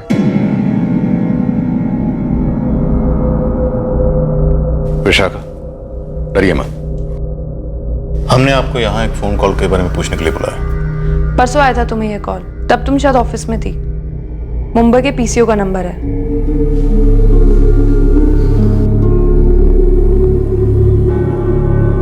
हेलो, हाँ सर, नमिता का फोन आया था। नमिता? नमिता ठाकुर हमारे यहाँ काम करती थी अकाउंट्स में, रेणुका के ज्वाइन करने से पहले। Ex employ? जी सर। किस बारे में फोन किया था उसने? हेलो, हाय विशाखा, नमिता बोल रही हूँ। नमिता? अरे नमिता ठाकुर। ओ नमिता, बोलो कैसे फोन किया? अरे मुझे पता चला हरीश सर के बारे में। हाँ, एक्चुअली 2 हफ्ते से ऊपर हो गया। यहाँ माहौल काफी टेंशन वाला है। वैसे तुम्हें कैसे पता चला? अब अपना वो छत्तीसगढ़ का न्यूज़ चैनल है ना, रायपुर रिपोर्टर, उस पर देखा था मैं। पर पुलिस को तो अभी तक क्लियर कुछ पता ही नहीं चला। कोई लड़की का भी मर्डर हुआ है ना साथ में? राधिका पियून थी यहाँ की, तुम्हारे जाने के बाद ही ज्वाइन किया था उसने। बहुत बुरा हुआ यार। खैर अब ये सब छोड़, तू बता कैसा चल रहा है? कुछ खास नहीं, तुम बताओ कहाँ आजकल? मेरा जॉब तो यहाँ पुणे में है ना, तो मैं यहीं पर हूँ। पुणे? उसने कहा वो पुणे में है? जी सर। नंबर मुंबई के पीसीओ का है, कांदेवली इलाके का, और मेरी पीसीओ वाले से भी बात हुई है। विशाखा, ये जो नमिता ठाकुर है, आपके ऑफिस में इसकी डिटेल्स होंगी? होनी तो चाहिए सर, नहीं तो बायोडाटा तो होगा ही। सर शायद 2 लोग मिलने आए थे, 2 विजिटर्स। एक एक्स एम्प्लॉय इसलिए इतनी आसानी से ऑफिस में घुस पाए। उसका पार्टनर, क्या वो भी एक्स एम्प्लॉय हो सकता है?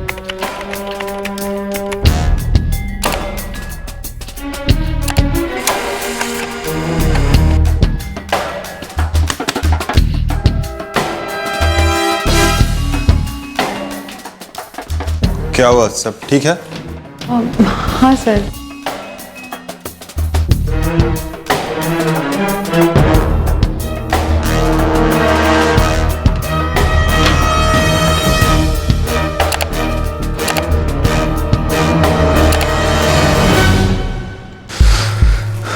बायोडाटा में जो नंबर है वो स्विच ऑफ है सर। नमिता ठाकुर के बायोडाटा में लोकल एड्रेस के अलावा भोपाल का एड्रेस भी है। जी सर, नमिता भोपाल से बिलोंग करती है, उसके पेरेंट्स हैं अभी वहाँ पे। अब सर और एक बात है। बोलिए। उसका हस्बैंड भी हमारे ऑफिस में काम करता था, आफ्ताब नाम है उसका, आफ्ताब खान। मैं उसकी ये बायोडाटा लाई हूँ just in case. Aftab Khan और नमिता ठाकुर दोनों हस्बैंड वाइफ? जी सर।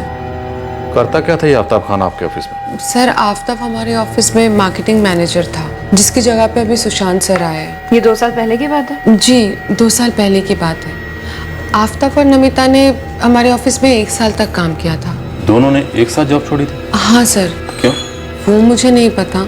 एक्चुअली सर मैं नमिता के अंडर काम करती थी। नमिता अकाउंट्स डिपार्टमेंट की हेड थी और आफ्ताब मार्केटिंग का बॉस था। और सर वो सच में बॉस था। मतलब सर आज हमारी कंपनी जिस जगह पे है आफ्ताब की वजह से। सारे बड़े क्लाइंट्स आफ्ताब ही लेके आए हैं और फिर अचानक से दोनों एक दिन रिजाइन कर दिए और चले गए। ना शौर्य सर, भोपाल जाने की तैयारी करो।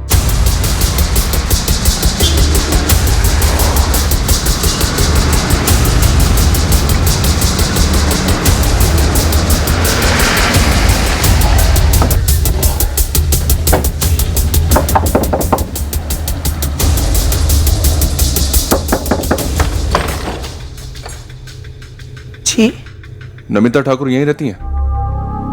नहीं, सालों पहले रहती थी। अब कहाँ है वो?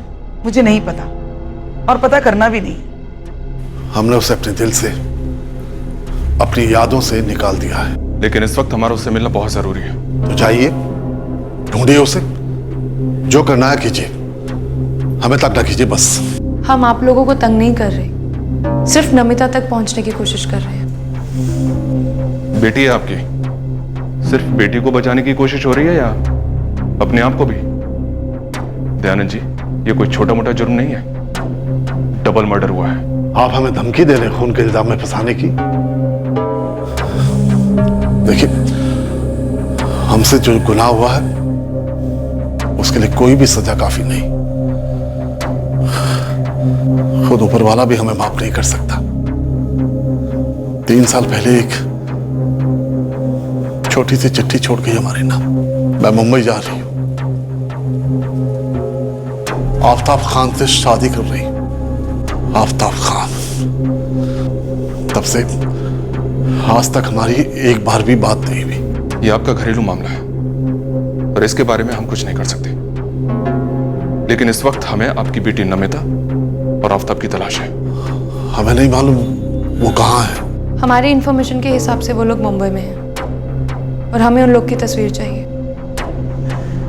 किसे मार डाला उन्होंने? जेएम पेंट्स के मालिक हरीश जायसवाल और उनकी एक मुलाजिम। हम पक्का तो नहीं बोल सकते, पर हमें शक उन्हीं दोनों पर है। जिस दिन वो उस आफ्ताब से मिली, उसकी जिंदगी उसी दिन से दलदल में धंस गई।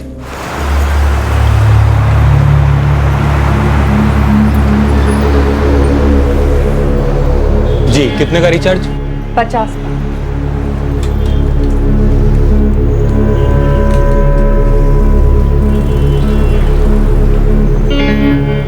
मैं उन दिनों मुंबई में नौकरी करता था, तब नमिता इस आफ्ताब से मिली और जरूरत देखो हमें आकर बताया भी। नाम क्या बताया उसका? आफ्ताब, आफ्ताब खान। और वो मोबाइल की शॉप में लोगों के मोबाइल रिपेयर करता है। पोस्ट ग्रेजुएट है माँ, जॉब के लिए अप्लाई किया है उसने, बस तब तक ये काम कर रहा है। और पापा आप तो जानते हो रिसेशन चल रहा है, नौकरियां ना के बराबर है, अकाल पड़ा। अकाल क्या हमारी बिरादरी में अच्छे लड़कों का पड़ा है, जो तुम्हें ये दूसरे धर्म का लड़का मिला प्यार करने? प्लीज पापा ऐसा मत कहिए।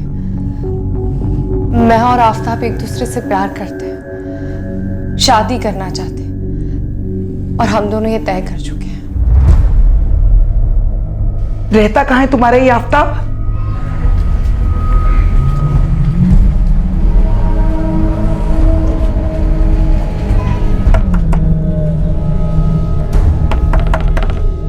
हम तो कह देंगे आइसक्रीम दे।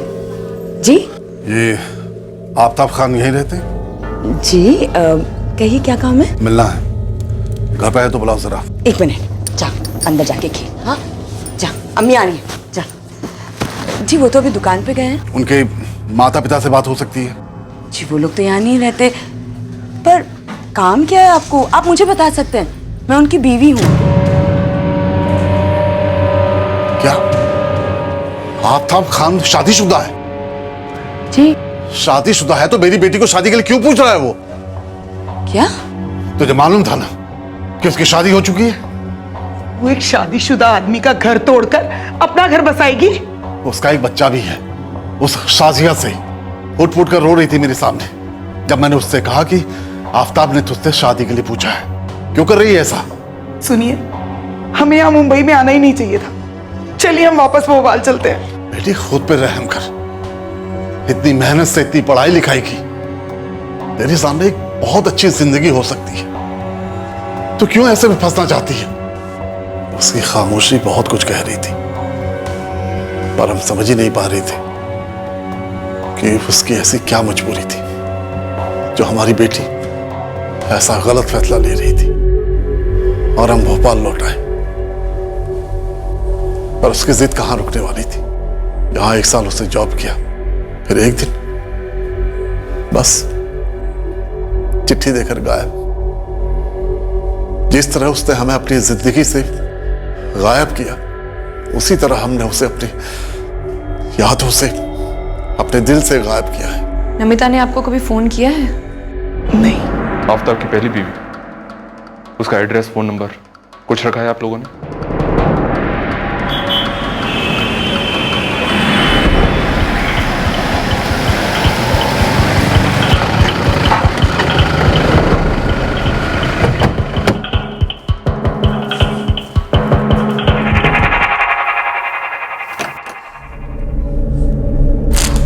चला आजा जल्दी से अंदर। जी आप लोग कौन? आप शाजिया खान? जी मैं ही शाजिया हूँ। आफ्ताब और नमिता कहाँ मिलेंगे?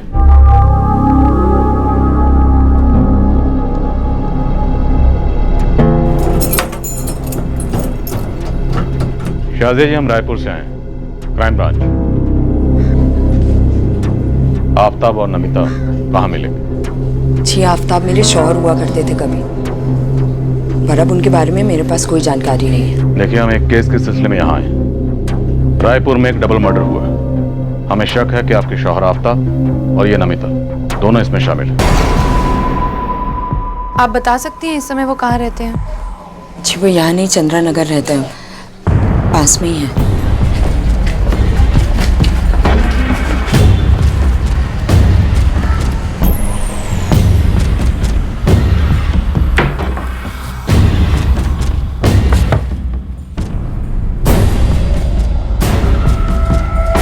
सर, यही है आफ्ताब खान। Crime branch. शाजिया गलत किया तूने। मैंने कहा था ना तेरा बैलेंस अमाउंट लौटा दूंगा, थोड़ा टाइम दे। मैं इनके पास नहीं गई थी आफ्ताब, ये रायपुर से आए हैं मुझे ढूंढते हुए, तुम्हें ढूंढने के लिए, और उस औरत को भी। नमिता कहाँ?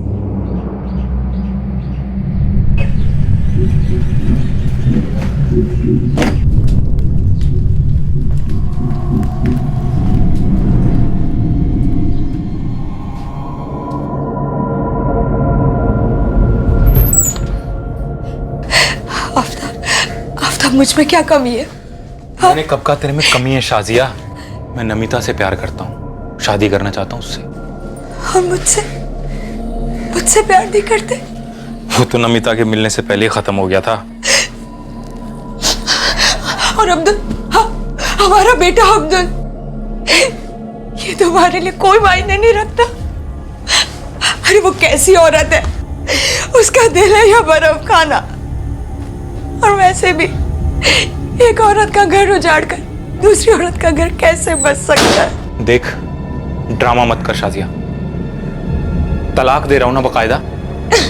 तुम्हें जो करना है कर सकती हो, दोबारा निकाह करना है करो, नहीं करना मत करो। खुदा के लिए मुझे आजाद करो। आफ्ताब, आफ्ताब मेरी बात सुनो। आफ्ताब, तुम ऐसे छोड़ के कैसे जा सकते हो मुझे? हाँ, आफ्ताब, मेरा और अब्दुल का ख्याल कौन रखेगा? आफ्ताब, आफ्ताब, मैं तुम्हें बर्बाद कर दूंगी। वो औरत तुम्हें बर्बाद कर देगी।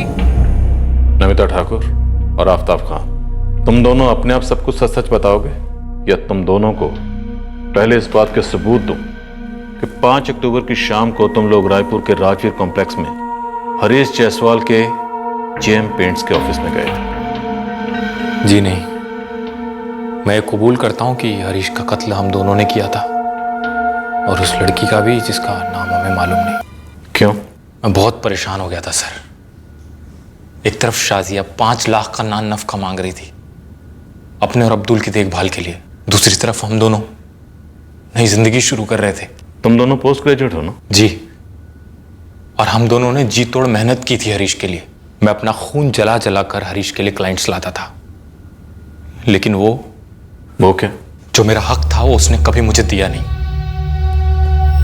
नहीं आफ्ताब, मैं तुम्हें वाकई में समझ नहीं पा रहा हूं। सर, पिछले 6 महीने में मैं 15 कॉन्ट्रैक्ट्स लेकर आया, जिसमें से 8 ऐसे हैं जो अगले 5 साल तक अपनी कंस्ट्रक्शन के सारे पेंट रिक्वायरमेंट्स यहीं जेएम पेंट से पूरी करेंगे। तुम बहुत बढ़िया काम कर रहे हो, मैं मानता हूं, लेकिन फिर भी जो तुम मांग रहे हो वो तुम्हें देना इम्पॉसिबल है।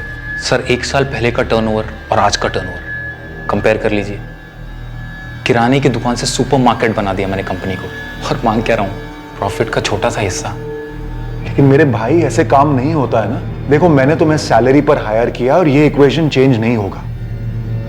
प्रॉफिट शेयरिंग सिर्फ पार्टनर्स को मिलती है और तुम मेरे पार्टनर नहीं बन सकते। मुझे इस वक्त पार्टनर्स की जरूरत है भी नहीं। एट बेस्ट मैं तुम्हारी सैलरी बढ़ा सकता हूं, जो कि मैं वैसे भी बढ़ाने वाला था। कितना?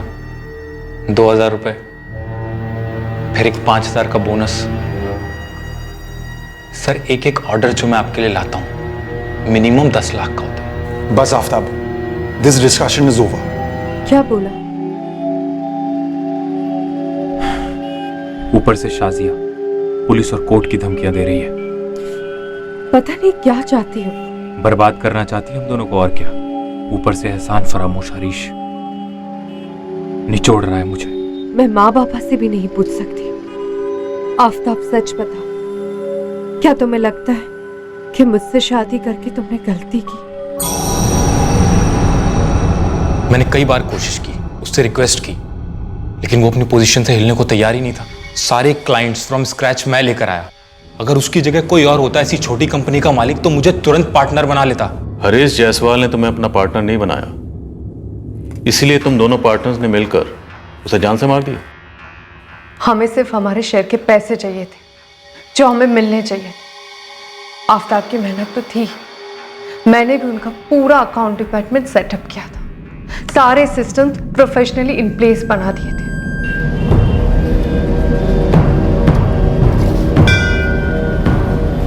आफ्ताब और नमिता ने कॉम्प्लेक्स पर नजर रखी और एम्प्लॉयज की घर लौटने की टाइमिंग्स नोट की।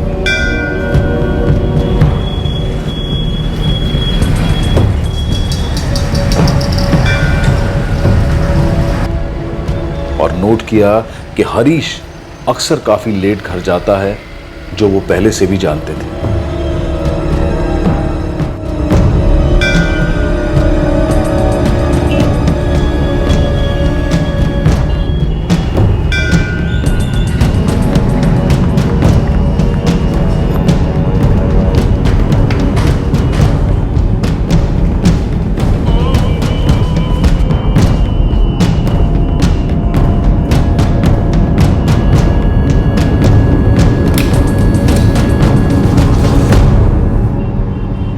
अरे Aftab, Namita, what a pleasant surprise. आओ बैठो। कैसे हो तुम दोनों? बस ठीक ही है। सर, मैं घर जाऊं? राधिका, जाने से पहले 3 कप चाय बना के जाना। दूध नहीं है। अरे तो कोई बात नहीं, लेकर आओ ना।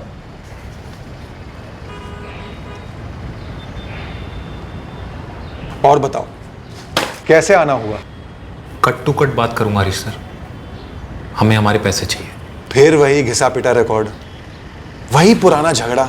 अब ये झगड़ा और भी कीमती हो गया है सर। जो लाखों के क्लाइंट्स मैंने आपको ला कर दिए थे ना, वही आज आपको करोड़ों का टर्नओवर दे रहे हैं। आफ्ताब, मैं तुम्हें पहले भी समझा चुका हूं। बात 1000 लाख या करोड़ की नहीं है। तुम ये परसेंटेज वाला ख्याल अपने दिमाग से निकाल दो ना। देखो, मुझे तो लगा था कि तुम दोनों अपनी नौकरियां वापस मांगने आए और बिल्कुल सही वक्त पर आए, क्योंकि मैं एक्सपांड कर रहा हूं और इस कंपनी में तुम जैसे वर्कर्स की हमेशा जरूरत होती है। हमें जॉब्स नहीं, हमारा हिस्सा चाहिए। ये थी तुम्हारी सैलरी, जो मैंने सिर्फ 2 महीने में बढ़ाई थी, और जब तुमने कंपनी ज्वाइन की थी तुम्हारी सैलरी इससे आधी थी। कोई मेहरबानी नहीं की थी आपने। उस 2 महीने में मैंने आपको क्या बिजनेस ला कर दिया वो भूल गए आप? बिजनेस क्या होता है जानते हो आफ्ताब? बिजनेस वो होता है जिसमें बंदा प्रॉफिट और लॉस दोनों अपने सर लेता है, और ये सबके बस की बात नहीं है। जब पहला कॉन्ट्रैक्ट मिला था ना, तब 1 लाख अंडरकट किया था मैंने, ताकि वो कॉन्ट्रैक्ट हाथ से ना जाए। लॉस हुआ। फिर अगले 2 कॉन्ट्रैक्ट्स में 3 लाख का लॉस हुआ, फिर 4.5 लाख, और उसके बाद 9 लाख का लॉस हुआ। और ऐसे करते करते 8 महीनों में 6 क्लाइंट्स को पकड़े रखने के लिए मुझे करीबन 17.5 लाख का लॉस अपने सर लेना पड़ा, क्योंकि मुझे फीलिंग थी कि प्रॉफिट होगा, जो अब हो रहा है। लेकिन उस टाइम पे कभी भी मैंने अपना दुखड़ा तुम लोगों के सामने रोया कि मेरा इतना लॉस हो गया है, मेरा लॉस शेयर करो? नहीं ना। तो फिर बंद करो तुम्हारा ये बचपन और लौट आओ इस कंपनी में। देखो, आई प्रॉमिस यू, मैं तुम दोनों को बहुत अच्छे अट्रैक्टिव पैकेजेस दूंगा। मेरी कैलकुलेशन के हिसाब से उन 8 महीनों में मैंने आपको 1 करोड़ 10 लाख का प्रॉफिट ला कर दिया है। मुझे उसका 5% चाहिए बस, जो तुम्हें कभी नहीं मिलेगा। लाखों का कैश ऐसे लाकर मैं तुम्हारे पास देता था, चाहता तो रख सकता था, चुरा सकता था, नहीं किया मैंने। Thank you very much Aftab, मैं तुम्हारी ईमानदारी की दाद देता हूं, लेकिन इस ईमानदारी के बदले तुम प्रॉफिट शेयर नहीं मांग सकते। कंपनी मेरी, प्रॉफिट शेयर भी मेरा। अच्छा आफ्ताब। हाँ? कौन? तो तुम दोनों को लग रहा था कि हरीश जायसवाल ने तुम दोनों का हक मारा, इसलिए तुम दोनों ने मिलकर उसे मार दिया। लेकिन वो बेचारी बच्ची, वो गरीब मासूम बच्ची राधिका, जो महज 18 साल की थी, उसे मारकर कौन सा 5% मुनाफा मिला तुम लोगों को? मुझे लगा कैबिन में कैश होगा, हमेशा होता था। मैंने खुद डीलर से भर भर के कैश हरीश को डिलीवर किया था। ये तो बहुत कम है यार। दूसरे ड्रॉवर में देखो।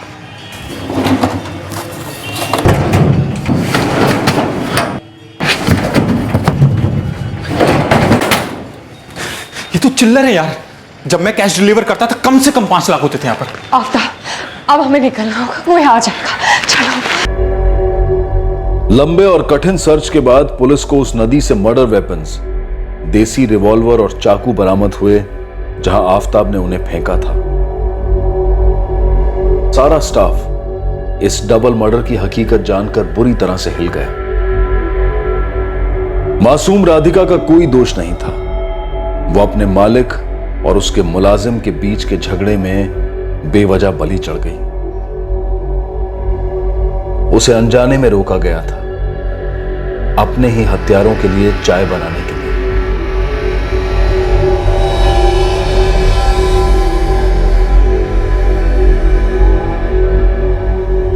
मैंने कहा था ना, वो औरत तुम्हें बर्बाद कर देगी। वो काम तो तूने बखूबी पूरा कर दिया शाजिया।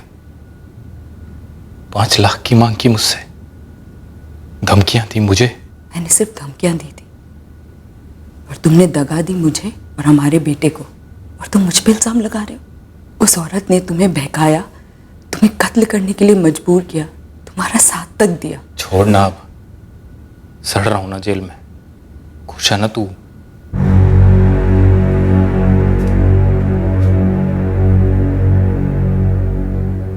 प्रेग्नेंट नमिता केस के ट्रायल के दौरान ही मां बनी। आफ्ताब और नमिता को आईपीसी की धारा 302 के तहत हत्या के लिए, धारा 201 के तहत सबूत मिटाने के लिए, धारा 394 के तहत चोरी के उद्देश्य से क्षति पहुंचाने के लिए, धारा 397 के तहत चोरी के उद्देश्य से हत्या या क्षति पहुंचाने के लिए, धारा 25 आर्म्स एक्ट के लिए, धारा 27 हत्या में जानलेवा हथियार इस्तेमाल करने के लिए, और धारा 34 एक ही उद्देश्य से गुनाह में शामिल होने के चार्जेस पर गिरफ्तार किया गया है। पुलिस इन्वेस्टिगेशन सटीक थी और स्पेशल कोर्ट ने आफ्ताब और नमिता को दोषी पाया और दोनों को उम्र कैद की सजा सुनाई। नमिता का बच्चा उसके साथ जेल में है। कोर्ट में आफताब ने शाजिया द्वारा मांगी गई भारी नान नफके की रकम के साथ हरीश द्वारा की गई नाइंसाफी को अपना बचाव बनाने की कोशिश की, जिसे जज ने तुरंत खारिज कर दिया। इंसान अपनी सफलता के लिए कड़ी मेहनत करता है, उसे अपनी काबिलियत का अंदाजा होता है, लेकिन तरक्की की ऊंचाइयों पर पहुंचने के लिए वो किसी दूसरे के कंधे पर बैठकर यह सफर तय नहीं कर सकता। अब मैं अनूप सोनी आपसे विदा लेता हूं। कल रात आपसे फिर मुलाकात होगी एक नए केस के साथ सीआईडी के एपिसोड के बाद। तब तक सुरक्षित रहें, सतर्क रहकर एक अच्छे नागरिक का फर्ज अदा करें और देखते रहें क्राइम पेट्रोल सतर्क। सबक एक को सीख हम सबको। जय हिंद। इस तरह के और भी एपिसोड देखने के लिए हमारे चैनल को सब्सक्राइब करें और बेल आइकन दबाना ना भूलें।